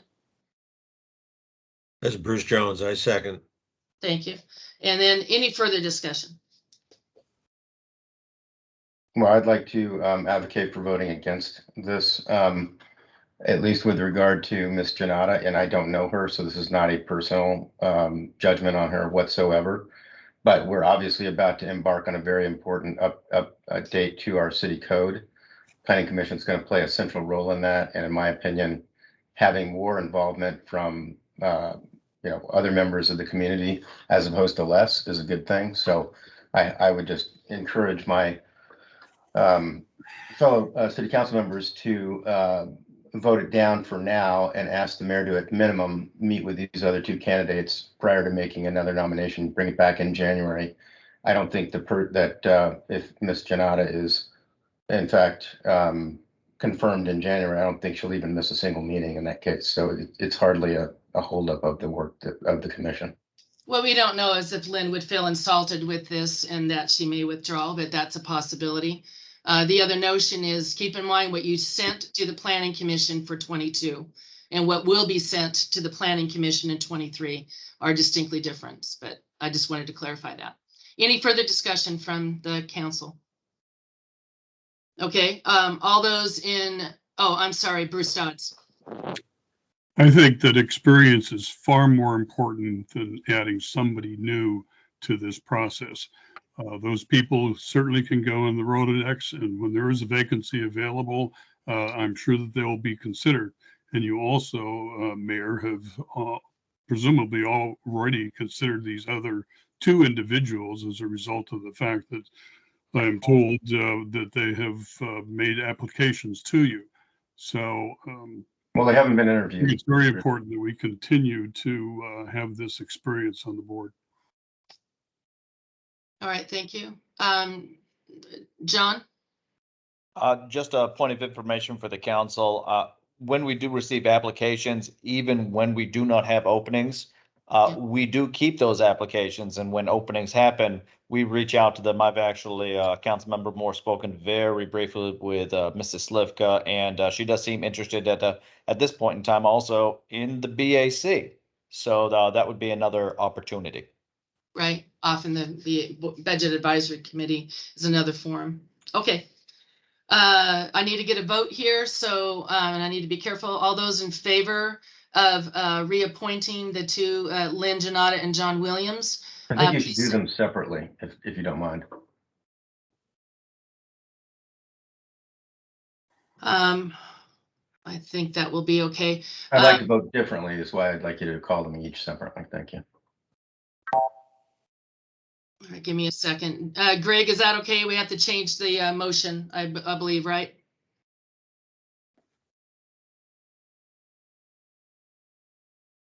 No, you can bifurcate the vote. Okay, thank you very much. Okay, so we'll first do John Williams. All those in favor of reappointing John Williams to the Civil Service Commission, please say aye. Aye. Aye. Anyone opposed? Seeing none, he passes unanimously. And then all those in favor of Lynn Janata being reappointed indicate by saying aye. Aye. Aye. Aye. And all those opposed? No. Okay, thank you very much. Lynn's reappointed 4-1. Please take into consideration those names will be taken onto our Rolodex so that we know to reach out to them when there are openings. Thank you. That takes care of section 6. Administrative reports, ask everybody to fly through as best as you possibly can. So administrative report, Dean. Yeah, sure. When I've got a long one. Yeah, I know. I definitely, the city has not received official notification yet, but I know that that the governor had done announced different things with the elections and the media and things as far as certifications. So we wanted to acknowledge and congratulate Kim Muramoto, Steve Friedman, and Dean Hakamovich for becoming being either reelected or newly elected as council members for Clyde Hill. Well done. I agree. That's where the thumbs up are. Good work, everybody. Yes. There were some emails that went around today as far as for some, we'll do the official swearing in is on by paper, and we'll do this sometime between the 20th and the 30th, preferably of December. And then the ceremonial swearing in can take place at the January 11th council meeting at the beginning. There was an email that went around about that today. And then Friday, we have civil service testing. We also have a holiday lunch that's going on at 12:30. You're all invited. I've had one RSVP so far from council. So if we are going to have the chance of at least 3 of you there, we're going to be outside and with tents and portable heaters and that sort of thing at 12:30 on Friday. So if you can let us know if you have interest in being there, then we'll get quorum notices out. That will be followed by the Arbor Day tree lighting celebration at 3 o'clock out front. If you've seen our this year's tree that we have out front amongst the lighting and things and decorations that are out here, then you'll see where that's going to be. An email earlier this week also went out on population change. We actually grew based on the census and OFM's projections to 3,110. That's up from 3,055 previously. We've talked RFQ to death. There are a number of other RFQs, so if anybody had any interest in any of those others, do let us know. City Hall will be closed for holidays for Friday, December 24th and Friday the 31st. And I wanted to also give kudos to Public Works for the well-executed tree removal process on Points Drive. And also just throw in with police's involvement in that too, and helping to identify some trees that were potential safety hazards. So those are down. There's more on that to come from Public Works here shortly. And then I also wanted to just kind of say out loud here the social media change that we did starting with this meeting to try and get a little bit more add to our required notice that we give through Seattle Times and website and the kiosk out front that we've started hosting our upcoming council meetings, public hearings, special meetings, things like that. And just acknowledge we don't respond to the comments that are made on those for public records purposes. And, you know, as long as hopefully staff is all available to log into such accounts, we'll be continue that practice moving forward. So, and then as far as the priorities go, I hope you do take a quick look at that priorities thing. I think you'll see that we've accomplished a great deal of things since the beginning of the year, and not to mention just the hiring and onboarding of four really valuable staff members, and the ability to work through the staff shortages and things that we had, and still have facility master plan meetings and get a new 4-year police contract, and the financial policies that we got as part of this budget process, get the budget done, letter of intent with Bellevue Fire. We have, believe it or not, made some material changes to the website, even we acknowledge it still needs more, and that's more to come for next year. We've done a lot with the just in responding to COVID and getting everybody back working on site safely back in the beginning of July, and extending the bank contract. We've got new Vision time card, our ERP, our financial software. We have our new time card portal, which is part of our why you stopped getting your remittances in the advices in the mail, and we're remedying that and apologize for that. All kinds of new contracts, and probably I got one of the bigger accomplishments at the bottom of the list, but that's the police accreditation. So a lot has happened this year, and I've got 5 more bullets of huge items that are on our list also that are nearly completed that you'll be seeing soon. So in the interest of time, I'll stop there. Thank you, and I do acknowledge we are a small yet mighty group of people, and I thank you for as much green that is on that priorities list as you guys have been able to muster. So especially with the new staff just really pretty much joining us in the last little bit. So bless you. Okay, thank you. We're going to keep plowing through. Rich, building report. Yeah, we're we get, since the last council meeting, we got a major remodel in for about $1 million. We keep getting a bunch of small projects coming in. My early indications so far for next year are positive. So I think we're going to have a much better year next year than we did this year. Okay. That's what I got. All right, keep them coming. You are a driver for our budget. Thank you. Sean, Public Works. Good evening, Mayor and Council. If it doesn't pop up, I won't use it. Oh, here we go.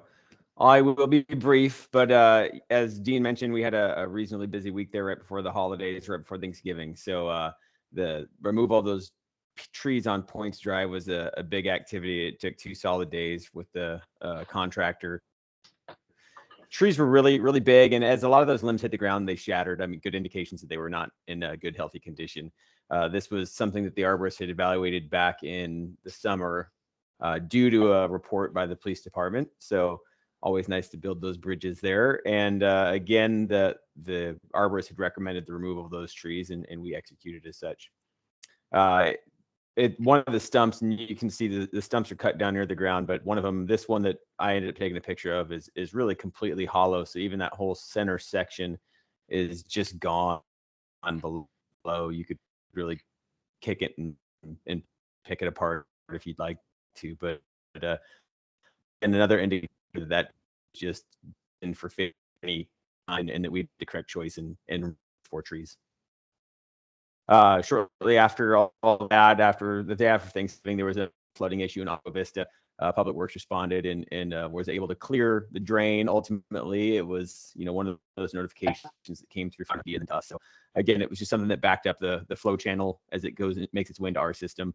Ultimately, the culprit was this really large root wad. So that basin sits below grade, and the roots are finding their way down into where there's water. So it filled up the pipe, and you can actually kind of see the flange of the pipe, and then the main part of the pipe as it was growing into it, and ultimately that prevented leaves from escaping and ultimately water, and got us to get wet and dirty. Wow. On So, a Friday after Thanksgiving. Thank you. Yeah, it was good fun. So as Dean had mentioned, seasonal activity, the crew's been putting up holiday lights and putting those on some of the trees, maybe a few more lights than have been typical. So something fun to see and give people a little opportunity to do something different. John Young had went and picked up a tree last week after striking out at a couple locations, but we found a nice tree and then added decorations that had been around last year and lights as well. So hopefully people can join for the event on Friday, and it'll be warm and dry and a beautiful day, I'm sure. And as far as just general stuff, I won't go over all this, but we are looking at 2022 overlay projects. We've done a lot of coordination with the City of Bellevue to ensure that we're not going to be tripping over each other and getting in each other's way. So those are the candidate projects that we look like we're going to fill. We are pulling a couple down from the 2023 list because Bellevue is going to impact some of what we had planned to do in 2022. So we just moved some things around a little bit, trying to generally make a similar project by cost, similar size project by cost. So, and then we'll continue to work on everything else. So that's all I have. End of report. Thank you, Sean. I love your photos. Good job. Thank you. Thank you. Lisa, financial report. Oh, I'm sorry. Sorry, Scott. Go ahead. Sean, did you have any update on the flooding situation at 17th and 17th? I still need to reach out to the property owner. So we still have to do an official notification of the property owner, but no, other than we were kind of stuck in the same spot we were with no easement. There had been some discussion about us trying to dig up and find an actual fault somewhere, and it would be a worthwhile amount of time, but nothing exciting currently, unfortunately. Thank you. Have you been able to reach the owner? We have a good contact from one of the neighbors, sent us some information. So. Okay, that's been half the battle. Okay. Thank you. Lisa, finance. Hi, good evening, everyone. Let me present that a little bit cleaner for y'all here. November packet. Okay, good evening, everyone. Yay, we made it to the last meeting of the year, and it's been a very busy couple of months for finance department, as you know. We wrapped up our 2020 state audit, which is huge. We completed the budget document that you'll be voting on later tonight, as well as the property tax levy. I just wanted to give everybody a heads up that we have issued the RFQ for an investment broker, and that closes on Friday this week. And so we'll be sending out some notices to our two finance members or investment committee members to review those applications if we get any. And so keep an eye out for that invite. And so our regular November financial report should be on, I believe, page 159 of your packet. We ended up in the month of November with an overall operating surplus of just under $200,000. Overall city revenues have been over 6.1 million this year, and they're running about 21% above our budget targets. But that is primarily due to restricted revenue sources such as the REIT and the ARPA funds. Our operating revenue is about 0.6% ahead of budget targets to date, which is good news. Sales taxes and utility taxes continue to outperform our budget expectations. As we know, development revenue, interest income, and our wireless communication facility leases are not meeting budget expectations at this point, and are not anticipated to this year. Moving down to our development revenue highlights, though, 21 does remain slow. We have had 6 new single-family residential permits issued this year. We did budget for 13, so we're not quite at 50% of what we would like to be. It's possible that we may get 1 more out the door this year, but I don't know that for sure. That's a rich question. As for REIT, we had 4 more home sales with an average sale price of $3.7 million. As you can see on the chart, the monthly financial report, the last chart, November has officially exceeded 2018 levels. So our deposits for November were 228,000, and we are now 74% ahead of our budget. So we will have lots of good resources for capital projects going forward, which is really good news for the city. Overall, utility taxes are still outperforming our budget. We're about 3% over that. And overall, our expenditures are under budget targets as we continue to work really hard to keep our costs down this year. Cash and investments total about $13.1 million so far this year. And our LGIP account is holding about 11.5 million. Let's see if I can get to that. Interest income was about $844 in November with an earning rate of 0.0861%. As Dean mentioned, you should be receiving a envelope with your pay stubs in the mail for the past few months when we converted to the new electronic payroll portal. As he mentioned, it didn't occur to me that council would not be receiving pay stubs anymore. And so you will be getting all of those. If you haven't already today, it should be tomorrow or the day after. And I just want to wish everyone a very happy holiday season. And I look forward to talking to you all more in the investment committee and seeing you all in January. Thanks for getting through that, Lisa. I appreciate that. Not seeing any hands stopping you. We can do one final ask in a second. Chief, your report. Good evening, Council. I've been saying it for a few months, but it is finally official. As you saw the letter in your packet or whatever, but we are officially state accredited. So, Hey, pretty exciting news on the police department. The other good news so far to date, and I've got a huge piece of wood I'm going to knock on or whatever, is we've had no package thefts today. All right. We're out there trying to be as visible as we can, and we're pushing the word out on social media to get a neighbor or get packages off those porches as quickly as possible. So, other than that, that's all I have. It is a major, huge kudo for achieving that accreditation. And I know we put the picture in the packet and stuff, and I think that's the biggest, wonderful smile I see on your face. So well deserved, and it's a recruitment and a retention factor, I hope, because it does take a lot to be certified and accredited. And so not everybody does it, and it really raises the bar of our police department. So thank you very much. Great. I have a couple of hands here. Oh, I'm sorry, Kyle, cut you off. And in that letter as well, I also noticed too that you will start to see some subtle changes, like on our patrol cars, and there's another surprise we'll have for council and whatnot too, and the citizens here soon. So you'll start to see some changes. Surprise, I hope. Okay. Yeah, that's right. It's time to market as well. Good job.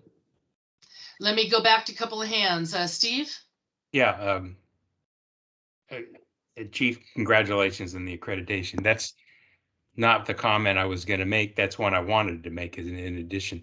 I apologize. I didn't get my hand up fast enough on the financial. It's kind of a question for Lisa. I'll ask you anything on that section. So go ahead. No, that's okay. And I'll just be quick. The general fund shows a balance of over 1.1 million. The budget's going to show, yeah, you look, Dean. The budget's going to show a beginning balance in general fund. I thought it was about 500,000. That suggests that we would have a deficit this month more than I think is assumed. I think we're going to start the year well ahead in the general fund. Is that an accurate analysis?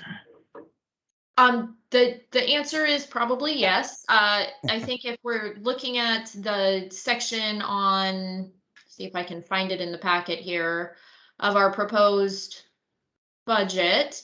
So it looks like we will be starting 2022 with a beginning fund balance of about $450,000.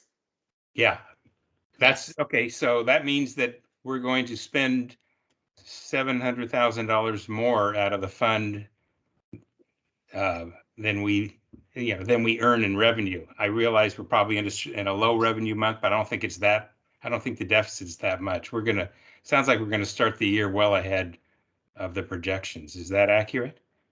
Yes, we should be starting. I think the original 21 budget had projected an ending fund balance of $280,000, and instead, I think we will be ending with about $450,000. So doing much better than our original budget projected. So very positive. Yeah, I think we'll be better than that. Sounds like we'll be better than that, even better than that. Okay, thank you. That's it. So if you can make sure to flag that for next month, Lisa, that'll be good to kind of come back and say Steve told us so. So just something to keep in mind that we have the things like the fire contract that was in these payments right now at 360 odd thousand aren't included in that. Plus, you now for December actually has December plus the 3-week period in in January where we still charge things, including an extra payroll to 2021. So there's still Okay. that. All right, well, that's good to know. It's Yeah. probably a reminder you gave me this last year as well, I imagine. Yeah, Thank you. it's called the 13th month, and it Yeah, has to that's do with right. the kind of cash basis accounting system that we use. Okay, that's good. Good question. Thank you. Dodds, Bruce Dodds. We're going to have to, or you're going to have to appoint somebody from the city to be the city's representative with the chief to the NORCOM. Okay. It's not a big deal. I hear you. Okay. It requires an elected official in addition to the chief is what you're saying. That's correct. Okay. Dean, let's add that down, please. Okay, thank you. Anything else for section 7? Appreciate that very, very much. Good reports, everybody. Nothing on section 8. Now we get to the good stuff in the public hearings and any related motions accompanying that. The first one, I'm opening up the public hearing, is for the number 9.1, which is the 2022 property tax levy. And you can see that the notice was given, and it kind of goes into, I believe, 9.2. And so Dean or Lisa, conversation, and then we open up to comment.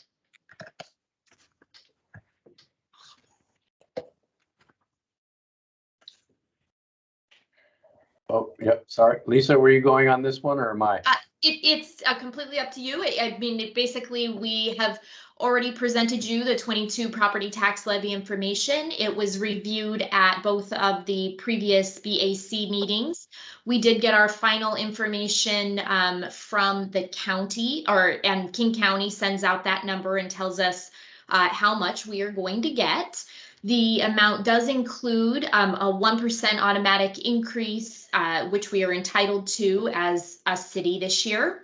And we are also taking the new construction levy amount of $32,565, which Clyde Hill is entitled to due to increased property values, new construction, assessed values, and so forth. Total property tax levy is $1,289,060. Plus we get $810 for prior year refunds. So a combined total of $1,289,870. Thank you. Is there any public comment on the topic of the 2022 property tax levy? I'll give any members of our community an opportunity to raise their hand or get our attention that you wish to speak. Taking a look. I'm not seeing anything. Okay, I will close public hearing on the property tax levy and then seek a motion to adopt ordinance 980. So moved, Dodds. Okay. All Second. Right. Thank you. It's been moved and seconded. Any further discussion? All those in favor say aye. Aye. Anyone opposed? That passes unanimously. Thank you. I am opening the public hearing on the 2022 budget and capital facilities plan. This is the notice that you can see that was given. This is on your section for 9.3 in your packet. And is Lisa or Dean doing any preamble? Sure. So as you can see, this is the document we've all seen several times. It's a great summary for everybody. This includes the top box is the 2021 budget. The second box down has our projections of what we anticipate this year finishing as. That's the conversation we just had, with an ending fund balance of approximately $450,000 in the general fund. 12.4 million for the total city ending fund balance anticipated in 2021. In 2022, we are anticipating general fund revenues of $4,488,444 and expenditures that exceed revenues of $4,651,808. So that is a general fund deficit of $163,000 for 2022's budget. Taking the beginning fund balance being positive, and there are some transfers, $32,000 into other transferred funds, particularly that is for equipment replacement. And our ending fund balance is anticipated to decrease to $253,922. So we are well within having a balanced budget. We do not have a deficit for the year. And I would love to see this get passed tonight and we can send it off to the county. Great. Thank you. We are in open public hearing for this. Is there anyone from our community who wishes to make a comment? Giving you a member, and we'll see later that we did have good budget advisory committee input, so I really appreciate that. I see no one trying to get our attention, so I will now close the public hearing for the 22 budget and capital finance plan. I'll be seeking then a motion to accept and adopt the 2022 budget and capital facilities plan for ordinance 981.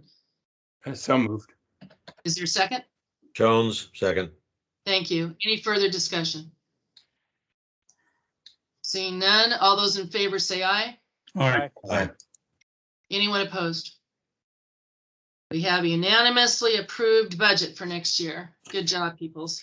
If I'm hearing right, Lisa, we'll probably try to back up the timing of our approval to make that happen before the end of November for next year. So if people are used to the timing and the budget process, it'll probably be a month or so earlier, if I'm right. Is that correct?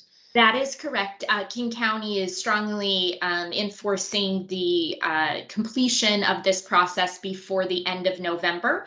And there's a new assessor in town, and she has made it a priority that all the cities get their documentation in before the end of November. So I would anticipate us at least meeting a couple weeks earlier for the 2023 budget. Great. Thank you. Just to give a little heads up for that one. I appreciate that. Okay. I do really want to say thank you so much to the BAC committee members. They've been so involved and super helpful, and I really appreciate that engagement. That's a very unique thing to the city of Clyde Hill, and it really goes a long way to showing what a wonderful community this is and how many people are engaged in that process. So it was a very fun year for me, a lot of learning, and I really did appreciate everyone. Thank you. Thank you, Lisa. Appreciate that. Okay, we are on 9.5, if I get this all right here. Public hearing to discuss referring to the Planning Commission the mandatory updating of the city's comprehensive plan as required under the RCW 3670A040. And so I'm opening the public hearing for this particular purpose. I know that we have down in 9.6 the consideration of the motion to refer to the planning commission the mandatory updating of the plan. Let's officially get this done. Dean, is there anything I need to further say as a preamble on this topic? No, I think it's mostly, if you see the memo, it's pretty much a formality. This is just council giving blessing to the planning commission to say we're starting the process and let's work together and make this happen. I agree. And so let me see here. So we've opened public hearing on this topic. I'm going to assume that most of the people are going to have public contributions under 9.7. But if there is anyone that wishes to make a comment in general about the comprehensive plan and getting this officially rolling and starting, this would be an opportunity to speak to that. So I'm going to first go seek our public just in general for the notions around comprehensive management plan, getting the work going. Okay, I'm just pausing for a second and making sure I'm looking. So I see none on the general concept of it, so I will close that. And then what I'll be looking for then, as you can see under 9.6, is the motion to refer to the Planning Commission the mandatory updating. So they will ultimately end up with that, the comprehensive management plan. May Mayor, I have, yeah, I excuse think, me. Scott, will your comment before or will it come under discussion? No, it's for 9.5. Just a Okay. question of clarification. Sure, go ahead, sorry. So I know that we're referring them, so I get the formality and everything, but my Yeah. question is, how is the planning commission going to get the comments from the public tonight as well as from the council tonight? Are they on this, is the planning commission represented on this, in this meeting now? They would be getting the, I don't think, normally Amy does come. Good question, Scott. So and I'm just going to quickly looking just to make sure I'm not seeing one more there. No, so they would be getting the minutes and or the recordings for that. And I also don't know if there's just going to be like a summary. I'm not sure if we'll be able to do a summary. Dean, what's your thoughts on that? Well, actually, what'll happen is certainly the recording could be reviewed from tonight, but the actual process will be that staff and legal will be reviewing our current code, making the suggested changes, and then sending it to you for blessing, and any other changes. And if no changes, then you send it on to the Planning Commission. And at that point, they're going to solicit their own public comment again at that time on the specific topics. We're also hoping to have a number of public open house type things and different things in the process as well. So basically. So he wants to make sure that any comments made tonight, Planning Commission gets, yes. Right, but and then I think what I just heard Dean say is that after tonight and these comments and recordings or whatever are going to be handed over to the Planning Commission, but the council will get a chance to review what staff and legal put together for the Planning Commission prior to that being handed over to the Planning Commission. Am I right about that? Yeah. Thank you. That was my question. Like we did for November and what we're, yeah, yep. Absolutely. That's all right. And then remember again, that Planning Commission, their whole process is open public hearing as well. So there's a lot of involvement of the public in even the nitty gritty work that they tend to do. Okay, thank you. Does that, so with that in mind, I closed the public hearing on that. Good point of clarification, Scott. And so I'm asking for that motion to refer to the Planning Commission under 9.6, the city's comprehensive plan. Do I have a motion? So moved. Scott. Do I have a second? Muramoto, second. Thank you. Any further discussion? All in favor, say aye. Aye. Aye. Anyone opposed? Okay, that motion is passed unanimously. Woohoo, we're getting there. Now we're going to go on to the 9.7, right? And making sure I keep everything straight and narrow. Okay, so now we have 9.7. I'm opening the public hearing to discuss the prioritization of the staff's review of the city's land use code, the Clyde Hill Municipal Code, CHMC, Title 17.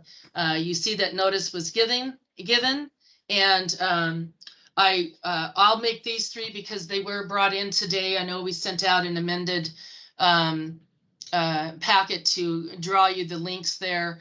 You can see that from one of our residents, last name, first name Curry. Greg, should I read these out, or is it enough to let the council members read it themselves? You can do either. It's enough to just make reference to the documents in the record. Okay, council, are you able to read that? Had time to read it last second? All right, I'll go slowly on that. So you have 3 public comments. One in general for the sake of the other people that are trying to catch up, talking about the interpretation, and I won't try to paraphrase. And then you have a second comment from Jared Wheeler. That's in your packet, and a third comment, which is placed in there by Dean Makovich. But Dean, I also see that your hand is raised. So give me 1 second just to get everybody a chance to get organized. And the first part of this whole process is for public hearing. So this is where our residents get a chance to speak. Sure, whoever's doing the online here is caught up. We're still on finance. Thank you. Okay. So here's the person that was submitted. Person was not able to make the comment in person. You get the second one in your packet from Jared Wheeler. And then you have the third one there from Dean. Dean, your hand is up. So do you wish to verbally give a comment? Yes, thank you. John was kind enough to accept slides late for me because it just seemed to be easier to do it this way. So I've just got a few comments and the slides are backdrop for them. Okay, great. I think the city has made a great recommendation here, and I encourage the city council to choose option 1 and to do just a little bit more. I'm asking that you prioritize feedback from Bellevue's fire department ahead of the other shortlisted items. I'm asking that you also prioritize the revision of the enforcement code ahead of the other shortlisted items. I want to offer a few examples in support of this request, and so let's start with the fire department. Here's mail from Bellevue's assistant fire marshal in the summer of 2019 about a speed bump complaint here in Clyde Hill. He writes to the city that Bellevue Fire discourages the installation of speed bumps as it slows response and asks the city to make contact and have them removed. A Clyde Hill resident refers to the absence of any guidance about speed bumps in the municipal code, and the city quickly backs off. You get on to the next slide. In response, the fire marshal says that they were surprised, they have concerns, and Bellevue Fire is hopeful that Clyde Hill will take a look at the issue when the city's ordinance is being updated. All I'm asking the council to do now is what Bellevue Fire asked the city to do a few years back. Update the code to address Bellevue Fire's issues and just front load that. By the way, the fire marshal points out that during an emergency, their crews need to come to a complete stop at each speed bump unless some modification would happen to those speed bumps. I have no reason to believe that the city has taken any action on this yet. Going on to enforcement and finishing up. On enforcement, imprisonment for zoning code violations for a term not exceeding 1 year with each day of noncompliance constituting a separate offense doesn't make sense to any resident I've shared it with. Enforcing code rigorously while modifying that same code doesn't make sense to any resident I've shared it with, especially when the city has already acknowledged significant deficiencies in that code. The current appeals process is the same one that was noted in a court decision against the city. The court wrote, describing the process, quote, "The hearing consisted of a 5-minute telephone call between New Singular's attorney and Clyde Hill mayor. I think residents deserve better than that." And now the last bit, abuse. It is too easy for individuals to use the city's enforcement policies as a weapon to hurt or intimidate city residents. I believe that the council has already heard from other residents on this issue. I want to offer some examples from city emails obtained via public records requests. There's no time to show the source material here, so I will summarize. There are mails in which individuals and their lawyers attempted to direct and coordinate the city's response to a neighbor's permit application, providing the city with legal arguments to use against their neighbors. An individual and his attorney reached out to the city repeatedly about a permit application that his neighbor hadn't even filed yet. In another mail, an attorney asked the city for advance notice if the city was at all inclined to grant a neighbor's permit, again, before the application was submitted. What is most striking to me is that this is the way the system is supposed to work. There's nothing I've read or heard from the city that indicates otherwise. So to recap, please prioritize feedback from Bellevue Fire, and please prioritize revision of the chapter on enforcement ahead of the other shortlisted items. Thank you. Thank you, Dean. Appreciate that. All right, we're still in open public hearing, so we have other residents. Thank you. Sanjay, I have your name. First name is Sanjay. So are you wishing to make a comment? Yes, please. Okay, if you wouldn't mind just giving us your full name, and if you're a resident of Clyde Hill, that helps us know your perspective. Okay. First, I want to say thank you to the council for this chance to share my thoughts. My name is Sanjay Mavin Curve. And yes, I'm a resident of Clyde Hill. I've lived here in Clyde Hill since 2013. Okay. I moved to the Murcia neighborhood just under 3 years ago and was elected to the Murcia Board HOA last year. When Scott and Valerie first told me that the Murcia neighborhood's hedge along 92nd might be removed, I was both deeply disappointed and baffled at the same time. I was disappointed because that hedge, along with its counterpart on the other side of 19th, provides a really beautiful visual framing to the entrance of our neighborhood. And beyond just that aesthetic appeal, those hedges provide noise reduction, noise dampening into our neighborhood as well. I was also baffled to hear that it might be removed because removal of the hedge seems to me to serve no logical or practical purpose. We lose a feature of our landscaping that's gorgeous, that's historic and functional, but we as a Clyde Hill community get nothing in return. We get no benefit for its destruction. There seems to be no rationale.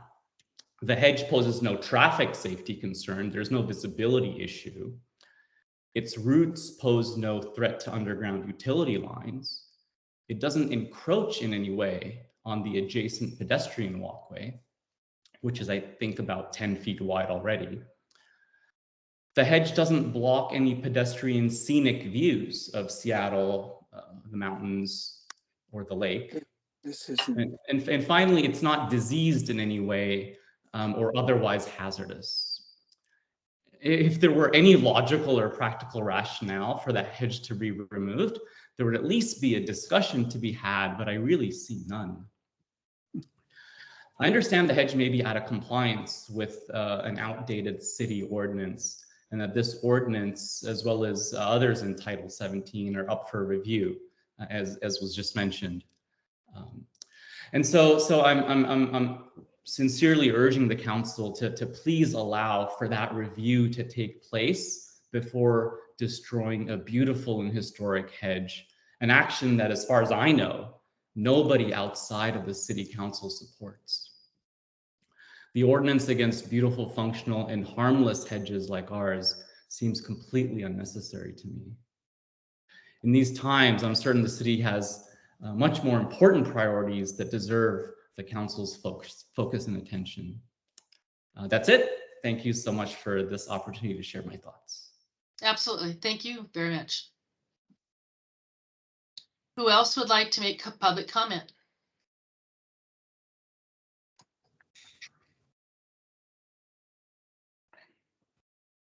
You have two very good presenters ahead of you. Don't be shy. You don't have to be as formal or as articulate.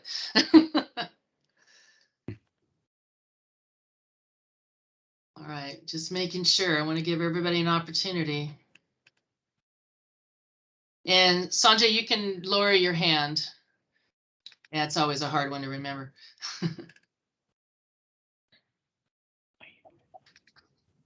Okay. If you can't find the raise the hand, come off mute and say, I want to talk. Just want to make sure. Okay. All right, well, I'm doing that. Keep myself reorganized here, and then I will go ahead then and close public comment under 9.7. And now we will look for consideration of the motion. This is 9.8, which I know you guys had an early view of it last month, and you knew it was coming back at you for prioritization this month. So I need a consideration of a motion to designate the prioritization of this as it's laid out in the memo. motion and then we can go into discussion.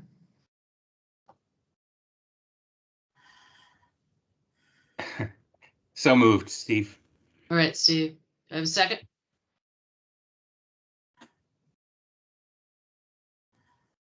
Need a second on the motion? Dodge, second. Thank you. Now we're into open discussion. So you guys go at it. Prioritization of this, you heard a couple of comments from our residents. Thank you, Scott. Hand is up. Thank you, Mayor, and thank you to everybody that contributed comments to from the public. Really appreciate their thoughtfulness and hanging in until this late hour to do it. I want to make a couple of points about this, so bear with me for just a moment. So the bulk of the code that we're going to be reviewing dates from 1990, when Clyde Hill was just a sleepy suburb of Seattle and was in fact a town, not a city. And there were updates in 1999, but if anybody reviewed those red lines that we got last week, they were relatively minor, except in a few cases. So we're basically dealing with a 32-year-old code base here.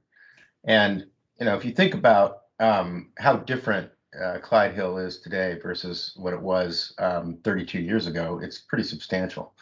And so what are the most pressing challenges facing Clyde Hill? I'd say it's maintaining our quiet and peaceful city in the midst of massive growth. Seattle and Bellevue are the fastest growing metro area in the country. Amazon is planning to drop 25 to 30,000 employees into Bellevue, and Facebook just acquired its 5th building. View preservation is a constant from the old days, but traffic control, climate change, and noise control are all issues that really didn't exist in 1990. And property values have gone into orbit, which is great if you live here, but it also raises the stakes. With higher valuations comes a desire for privacy. This is reflected in the reality on the ground in the city today. We're also, as we all know, living in a time of unprecedented climate change. We saw 108-degree temperatures last summer, and we just lived through the wettest November on record, which is saying something, with its odd series of Pineapple Express storms dumping water on us. In the meantime, the city's stormwater infrastructure is failing. The city urgently needs a plan to address this problem, and zoning should play a part in that in terms of easements. And we've heard reasons why we can't help the people at 17th and 17th. I think we need to address that in this code review. As we review zoning, we need to be mindful of current conditions and that the facts on the ground are far from what's reflected in the code today. We should proactively seek public input, keeping in mind that not all citizens will wait online until 9:30 p.m. to speak at a public hearing. We need to be aggressive in reaching out, maybe do surveys, that sort of thing. We need to think about growth and even climate change as we amend our laws. So maintain our view rights. I'm 100% in alignment with Dean's comment about eliminating criminal penalties in 17.8. And I also think that the city's right to recover legal fees is onerous and unnecessary. These are not appropriate parts of a small city's laws, in my opinion.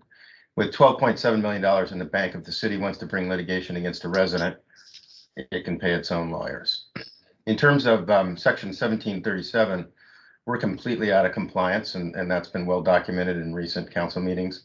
Living fences abound in the city, and a huge proportion are higher than the 8-foot limit. Bringing these plantings into compliance is the third rail of Clyde Hill politics. That was something that a resident said to me. I didn't make that one up. And will ignite a firestorm if we try to enforce existing provisions of that chapter. Whatever is done with 1737, it had better grandfather existing plantings. And then I'd also like to echo Mr. Hakimovic's comment, as well as the comment from Kurti, I'm sorry, I don't know her last name, and then Jared Wheeler's comment too about the abuse of the complaint process and the fact that it's been weaponized in many cases. And I'd also like to note, as my resolution that I hope to bring in January will deal with, that this complaint policy that is advertised on the website of the city does not exist in the Clyde Hill Municipal Code. So that complaint process is invalid as far as I can tell, and should not be, it should be ignored. Our laws are supposed to be enforced, and any violation should be investigated by the Public Works Director. That's what the law says. Now, granted, anybody can pick up the phone and call and lodge a complaint, But to have a formal complaint process with a form that you fill out and kind of advertise it on the website, we're just asking for trouble. And in my opinion, both this city council and the staff have wasted a huge amount of resources and time over the last year and a half on things like this that literally add no value to the city. In fact, take away resources from much higher value activities. Lastly, I just want to add, in terms of the prioritization, I agree with the 6 areas that were highlighted in green, but I think we need to add lanes as well, because we've got a number of lanes in Clyde Hill, and there's definitely problems there too in terms of compliance. And so, I think that that's the 7th one that I would propose for the Planning Commission to take on. Thank you. Thank you, Scott. Steve. Yeah, thank you. So I echo a lot of what Scott was saying, and I agree that the areas that are identified here, particularly for what I would call the first wave, is relevant and important. 2 aspects. Number one is there are parts of our municipal code that relate back to some of these areas identified. For example, there's a section 8.21.020 covers street trees and refers to how they're planted and how they're not allowed to obstruct streets or sidewalks, and it ties back a little bit into work in the ability to plant in the right of way and such. So there's got to be some consistency between that section and anything that's done in 17. And I would ask the commission to make sure that we're looking at the full municipal code to make sure there aren't any inconsistencies that we're suddenly changing by doing this. The second is there a way that we would see the more specifics as to what the staff has provided in detail for these areas that you're identifying as the priority areas to start with? What are you, for example, in the accessory building, accessory use, which is an area that's inconsistent because they talk about structures and there's no definition of accessory structures. We've been through that before. The point is what is the staff asking them to look at, and how are they looking at that? What are the specifics? When it says let's look at definitions, are those the definitions? Where they found the defects? Should we be seeing that right away? It'd be nice to see that in the next week or 2, or after we move forward on this. Okay. Dean, are you trying to? I'm seeing the team site, not the agenda or the content. I don't know what you're sharing. Okay, that's fine. I don't like seeing myself, so take me off twice. Okay. Yeah, good point around definitions. That has to constantly, that's almost like that's the 1 plus the 5 others, but definitions is always being touched on as you move through any of those chapters and sections. I understand. Okay. Thank you. Steve, you're done? I am done, and I'm trying to remove his hand there. It comes All and right, goes. no problem. Thank you. Kim. Yeah, thank you guys for being so articulate. I don't know that I'm going to be that articulate. I guess I see some things in wave 3. Well, let me back up. Somebody once said the best way to get things into a bucket is you start with the big rocks, and then you put in the smaller rocks, and then you put in sand, and the last thing you do, you put in water. It seems to me like definitions here of water, they fill up the bucket, but only after you've put in the big rocks. And I think we've got some big rocks in wave 3. Some of I agree with Scott. Private roads is certainly down there, or up there, whichever way your metaphor goes. Fences, accessory dwellings, and again, accessory structures, I think need to be included in there because we have no definition. I don't quite understand why we would do definitions now, and as opposed to your point, Mayor, in general provisions. Fences, I think, is significant. So I would suggest to the council, and enforcement, I don't know how you would do enforcement until you finished out what the problem is. So I think I would, my preference would be to have some things like private road moved up, and certainly fences, accessory dwellings, accessory structures moved up, and then perhaps everything else kind of moved down into a wave 2 or a wave 3. I'm done. Thanks. All right. You are very articulate. I like that. How many of us are now envisioning the rocks and the medium and the sand? All right, I know it. John. Yes, just making a point of information to Council Member Friedman about what to expect and when kind of thing. So again, reminding the council that you've already given us 5 chapters that we will be going to Planning Commission in Q1 2022. But also while this is happening, and part of the reason why we haven't moved forward with the RFQ selection yet, the planning consultant. The planning consultant is going to be aiding us with our primary goal this year of comp plan update. It may or may not get done in 2022. But in the same time, the planning consultant, we are hoping to utilize that individual or firm to assist us with the review of the chapters that you prioritize tonight. And how this will happen is staff will go in with the city attorney. We will make changes that are for the administration of the code that we have previously had code interpretations on, and legal will review it to make sure it is legally compliant with case law and state law and federal law. And then what's going to happen is whatever waves you choose to prioritize, these will then come in front of the council in draft ordinance form, much like they did last month with those 5 chapters. You will then take it upon yourselves to make the changes that you want to send to the Planning Commission. And then it goes off to the Planning Commission. They do a public hearing. There is outreach. They perform that function. And then when they're done, it comes back to you, not once, but unfortunately twice, to essentially approve. So just to make sure the council is aware of in terms of expectations, that is what will be occurring. Okay, thank you for that.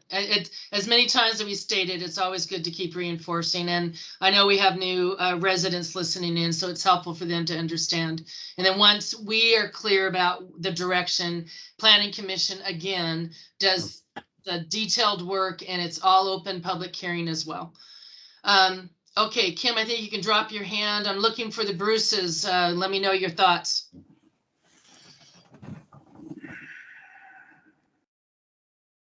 Bruce Jones, you have any? Yep. Well, I mean, I've listened to a lot of this and tried to understand it, and I don't know that I have the depth of understanding of what's going on as problems in these areas, and I've got to take and listen to what's coming from staff and other council members. I think you got to get this is different than the process I've been familiar with in another town on the way this process works. The council is much more involved and need to understand more about it, but I'm not uncomfortable with working through the 5 ones to get started and understand more. Okay. Fair enough. Yep. It should be easy, but it's complex, but then even its complexities, it should go smooth. So glad there are definitely issues that need to be addressed. That's for clear. That's for sure. Yeah, we're desperate to get them cleaned up. Okay, thank you. Bruce Dodds. Well, there's obviously some agenda items that these various people on the council have, and since I won't be contributing to that as a council member from here on out, I'm willing to sit at this point and see how this thing progresses. But I certainly will put my 2 cents worth in when the Planning Commission starts to look at the items that we've been talking about tonight. A lot of what I've heard tonight I don't agree with. But I'm not going to have a say as of, or at least a 1/5 say as of next year, but we'll see where we go with that. Okay, but actually you stated it, you go into the public realm, so you are certainly more than welcome and encouraged to participate in public hearings as those are moved along. Appreciate that aspect. Coming back to Scott. Yeah, I just, before we vote, since I think everybody's had a chance to comment at this point, I would just like to offer an amendment to the motion, such that we would move up the CHMC 17.44 private roads and easements from wave 3 and tack it into the first wave. I think that there were a couple other comments in support of that, so that's the amendment I want to put on the table for this. Okay, I capture that. Dean? Yeah, I just wanted to clarify or maybe answer a question of I think it was Council Muramoto's regarding the definitions. The definitions, each time we make changes in individual chapters of the code, anything that's new in there that's not addressed in the definitions, we'll address it. We'll make changes to the definitions part at the same time, so that hopefully they don't get missed down the road by trying to do it all at the end. So it's really the definitions and then each of the other sections. So it's kind of one, and there's 5 others as it's currently given to you, because the definitions will constantly be getting updated with each of the other 5 chapters. I think that makes sense. Yeah, no, I get that. Thanks. And then actually, I also, and maybe John, you can answer this, I see your hand up, but to Steve's point is that if we make a change in any of these that we're talking about, and somehow there's somewhat of another aspect of it, yet in a different title, do we mark it? And so when we get to that title, we align it, or do we change the title at the same time, knowing it might be tweaked again and again? How does that process do to at least we capture so that we, some of these things that trigger other titles that we don't lose it? So just to remind the council as a point of information, Title 17 Land Use Code, that is under our Title 19, that's Planning Commission. Title 8, as Councilmember Friedman referenced, that is not the Planning Commission. Correct.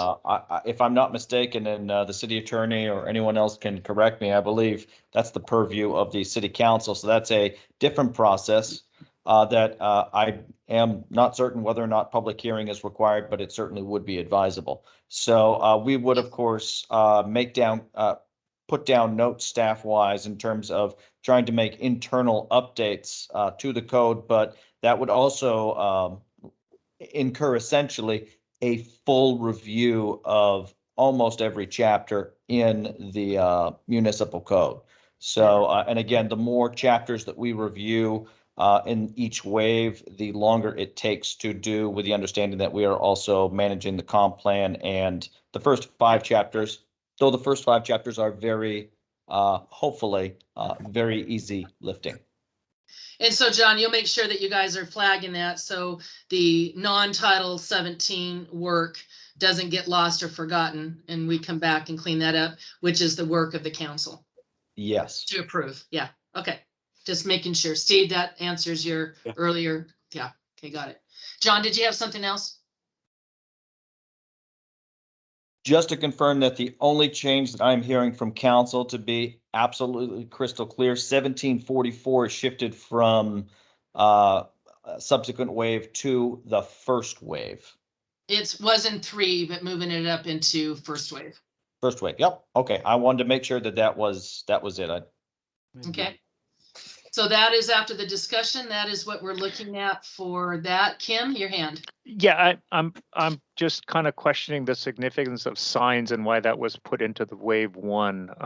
We don't have a lot of signs. I mean, if it's important and we have lots of violations, but it should be an easy fix. But if I understand it right, Dean or John, we have we're significantly out of code with the state requirements on that. So we've got to clean it up. We've been desperate. Okay, if it's an easy fix, I have no problem. I just don't, I want to keep Saying focused easy, on but what's really important. Okay, cool. John or Dean, correct me, but we're way out of compliance. We Right. have, This, go ahead, sorry, John. go ahead, Dean. No. Well, I will say that since I started here and the city attorney can comment on this, this would not be a subject for open session, but that there are concerns regarding some language in our sign code. And there's also continuing, even just recently, case law that is currently underway that we've identified as being a liability. Yeah, yeah, and that's fair to say. All right, Kim, is that okay? Great, good question. It's important to understand. All right, so the motion on the table is to add 1744 to wave 1. The rest of it will stay as described for the rest of 1, 2, and 3, knowing that definitions will be updated as you keep plodding along through each of those particular chapters. If that's the understanding, that's what you have a motion on the table. All those in favor, say aye. Aye. Aye. Anyone opposed? Then that passes. That's the game plan for this date and time. Good work, everybody. Outstanding. Okay, now I got to get myself reorganized. Appreciate it. Okay, we are on section number 10. We have two very important resolutions. The first one is on resolution 669. Which is recognizing Bruce Dodds, who just spoke just a moment ago, Council Member Dodds, position number 5, for his many years of service here to Clyde Hill. And I don't know, Dean, if you want to put the resolution up or the nice little. I have the picture. Do you want me to put the picture? Do you have it? If you have the picture handy, go for it. Because I got it. I have it. I have it here. Give me 1 second. So Bruce, it goes without stating the obvious here, and that is you have certainly done so much for the city of Clyde Hill, and everybody can read the resolution to kind of show your progress over time with being on the Board of Adjustments for many years, and then coming to serve on the city council for yet many years as well. And you have been a strong voice of reason. Your background in all of the land and the land use have really helped to serve our city extraordinarily well. And I, for one, am really, truly going to miss you and miss your voice and your contributions for our city and here on the council. We wish you much happiness and health as you pursue other maybe retirement dreams and accomplishments. And I truly hope that we'll continue to hear your voice as we have many opportunities that will be of interest to you as we continue on in our comprehensive management plan. So I just really want to thank you for your many years of service for that. And I have the motion on the table there is to obviously very clearly acknowledge all that you have done and letting us know that we express our gratitude, our appreciation, all the efforts, your leadership for serving us in our city and the community at large. You have played a role in representing us and small cities on many community boards and such, and that has really truly made a difference. So I'm hoping it won't be too difficult to get a motion to approve resolution 669. May I have a motion? So moved. Bruce Jones, very happy to second that motion. Very good. Any discussion or added comments from the galley here? Scott, I see Bruce, thank you. Thank you. I want to say the same thing, Bruce. Thank you for your service and congratulations. You certainly have taught me a lot in the 6 years that I've been on the council and observing you, and I think we will absolutely miss your depth of knowledge and experience. So wish you the best in retirement. I assume you're going to stick around here, so hopefully we'll see you in the neighborhood. I do have one question for clarification. When you showed the little crystal thing, Yeah. I think the dates were different than what's on this resolution. Oh, I just good want to Lord, make I sure hope we not. get this Okay, we'll right. check it. It says that Bruce was council member from 2006 to 2021, but I believe that the Crystal said 2001 to 2021. No, we got it right Maybe on I'm the wrong. crystal. Yeah, the crystal's Okay. correct. Okay, Okay. good. That would be So I- horrible. Can we amend the resolution? It's correct. Yes. 2006. 90. Maybe I'm not remembering it correctly. Oh, goodness sakes. And I just dropped off the photo. Okay. Okay. I think it looks Bruce, right. I think the resolution we're passing is correct, right? You're gonna Okay. have to check us. We're not gonna let you off the hook. Well, as I recall, that I've been on the council from 2006. Okay. Well, it would be 2000. Yeah, 2006, because I've had served 4 terms at Yep. 4 years apiece. Okay. And I do recall that a year and a half after I'd moved into the city, I got a call from George Martin, who I'd known before because he was in my fraternity house at the university. Oh my goodness. And he had noticed that I'd moved into the city and immediately called me and said, "We need you on the Board of Adjustment." And so I guess I'd forgotten that it had been that long, but what have I got, 30 years here? And I thank you for your comments. And I will say that I have enjoyed being on the council, and I very much enjoyed working with the city and in the city, in particular with the staff in the city. I hope that I think that they don't get enough recognition for what they do. I really don't. I mean, this city has been run extraordinarily well for the time that I've been here, and I did have contact with the city and requests from the city to do work prior to that, and I have done, my kind of work within the city, and I know that there are times prior to my being here that the city was not run well at all, and so we've done, I think, very well with the councils and the mayors that we've had in the time that I've been here, and I hope that that continues. And I certainly will be here, and I'd be more than happy to consult with any of you if you have issues over the kind of things that you're having to decide here, because I certainly have a great background in a lot of the issues of development and some of the things you're going to be dealing with. And I intend to continue to monitor what's going on, and to the extent that I need to feel the need to appear at some of the hearings that you have here and give you my opinions and perhaps the background of what the city has been doing over the last 30 years. I'll be very happy to do so. Thank you. And to a certain extent, no, I'll miss this, but by the same token, there's some aspects of it. Somehow the second Tuesday evenings, you may not. So yeah. Anyhow, I'm here. I will be here if you need me. It's at least as long as I'm here. Thank you, Bruce. Greatly appreciate that. I need to ask everybody, we have a motion, we have a discussion, we are applauding, we're hugging you virtually. All those in favor of this resolution say aye. Aye. Aye. Better not have anybody say nay. We will unanimously resolve that Bruce is great. So thank you so much. Thank you.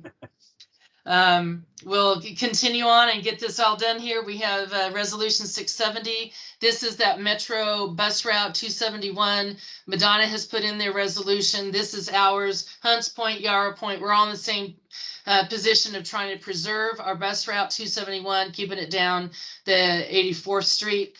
taking on Bellevue and everybody else that may want to try to bring buses down our 92nd Street instead of 84th. So this is the resolution. I'm asking for a motion for that, number 670. May I have a motion? So moved. Thank you, Bruce. Second? Jones, second. Thank you. Any discussion? All those in favor say aye. Aye. Anyone opposed? Passes unanimously. We will get at least our words in writing and send it off and continue to promote that. For the sake of time, I want to call to notion here under 11. We have different meetings that have come up to the mayors and transportations and SCA meetings. All of those are typical content. Nothing is earth-shattering from the meetings I am on. So I'm just going to say you have it in your packet and don't worry about it. Kim, what about ETP? Anything of major importance to bring out? No. Okay, and I've already talked to mine. Steve, anything on MISWAC? No, we didn't even meet last month. Okay, and Ryra 8, you have that over now to Kim. So Kim, Yes, that's the only thing I have to say is that it's all been switched over to Kim. Okay, and they haven't met. No, they did actually. I think thanks, we Bruce, met. but yeah. We met a week ago. right. And It was good. Actually, that was a really good meeting. So thank you for getting that organized. Okay, and NORCOM, we got to find a replacement. So council members, if it's of interest, if not, we'll turn somebody's arm and see if they'll help to represent. EMAC, we meet tomorrow, and so it's the nothing of major changes with just starting to get committees up and getting some work done. We talked about traffic already. Any other items for number 11 that anybody needs to bring up?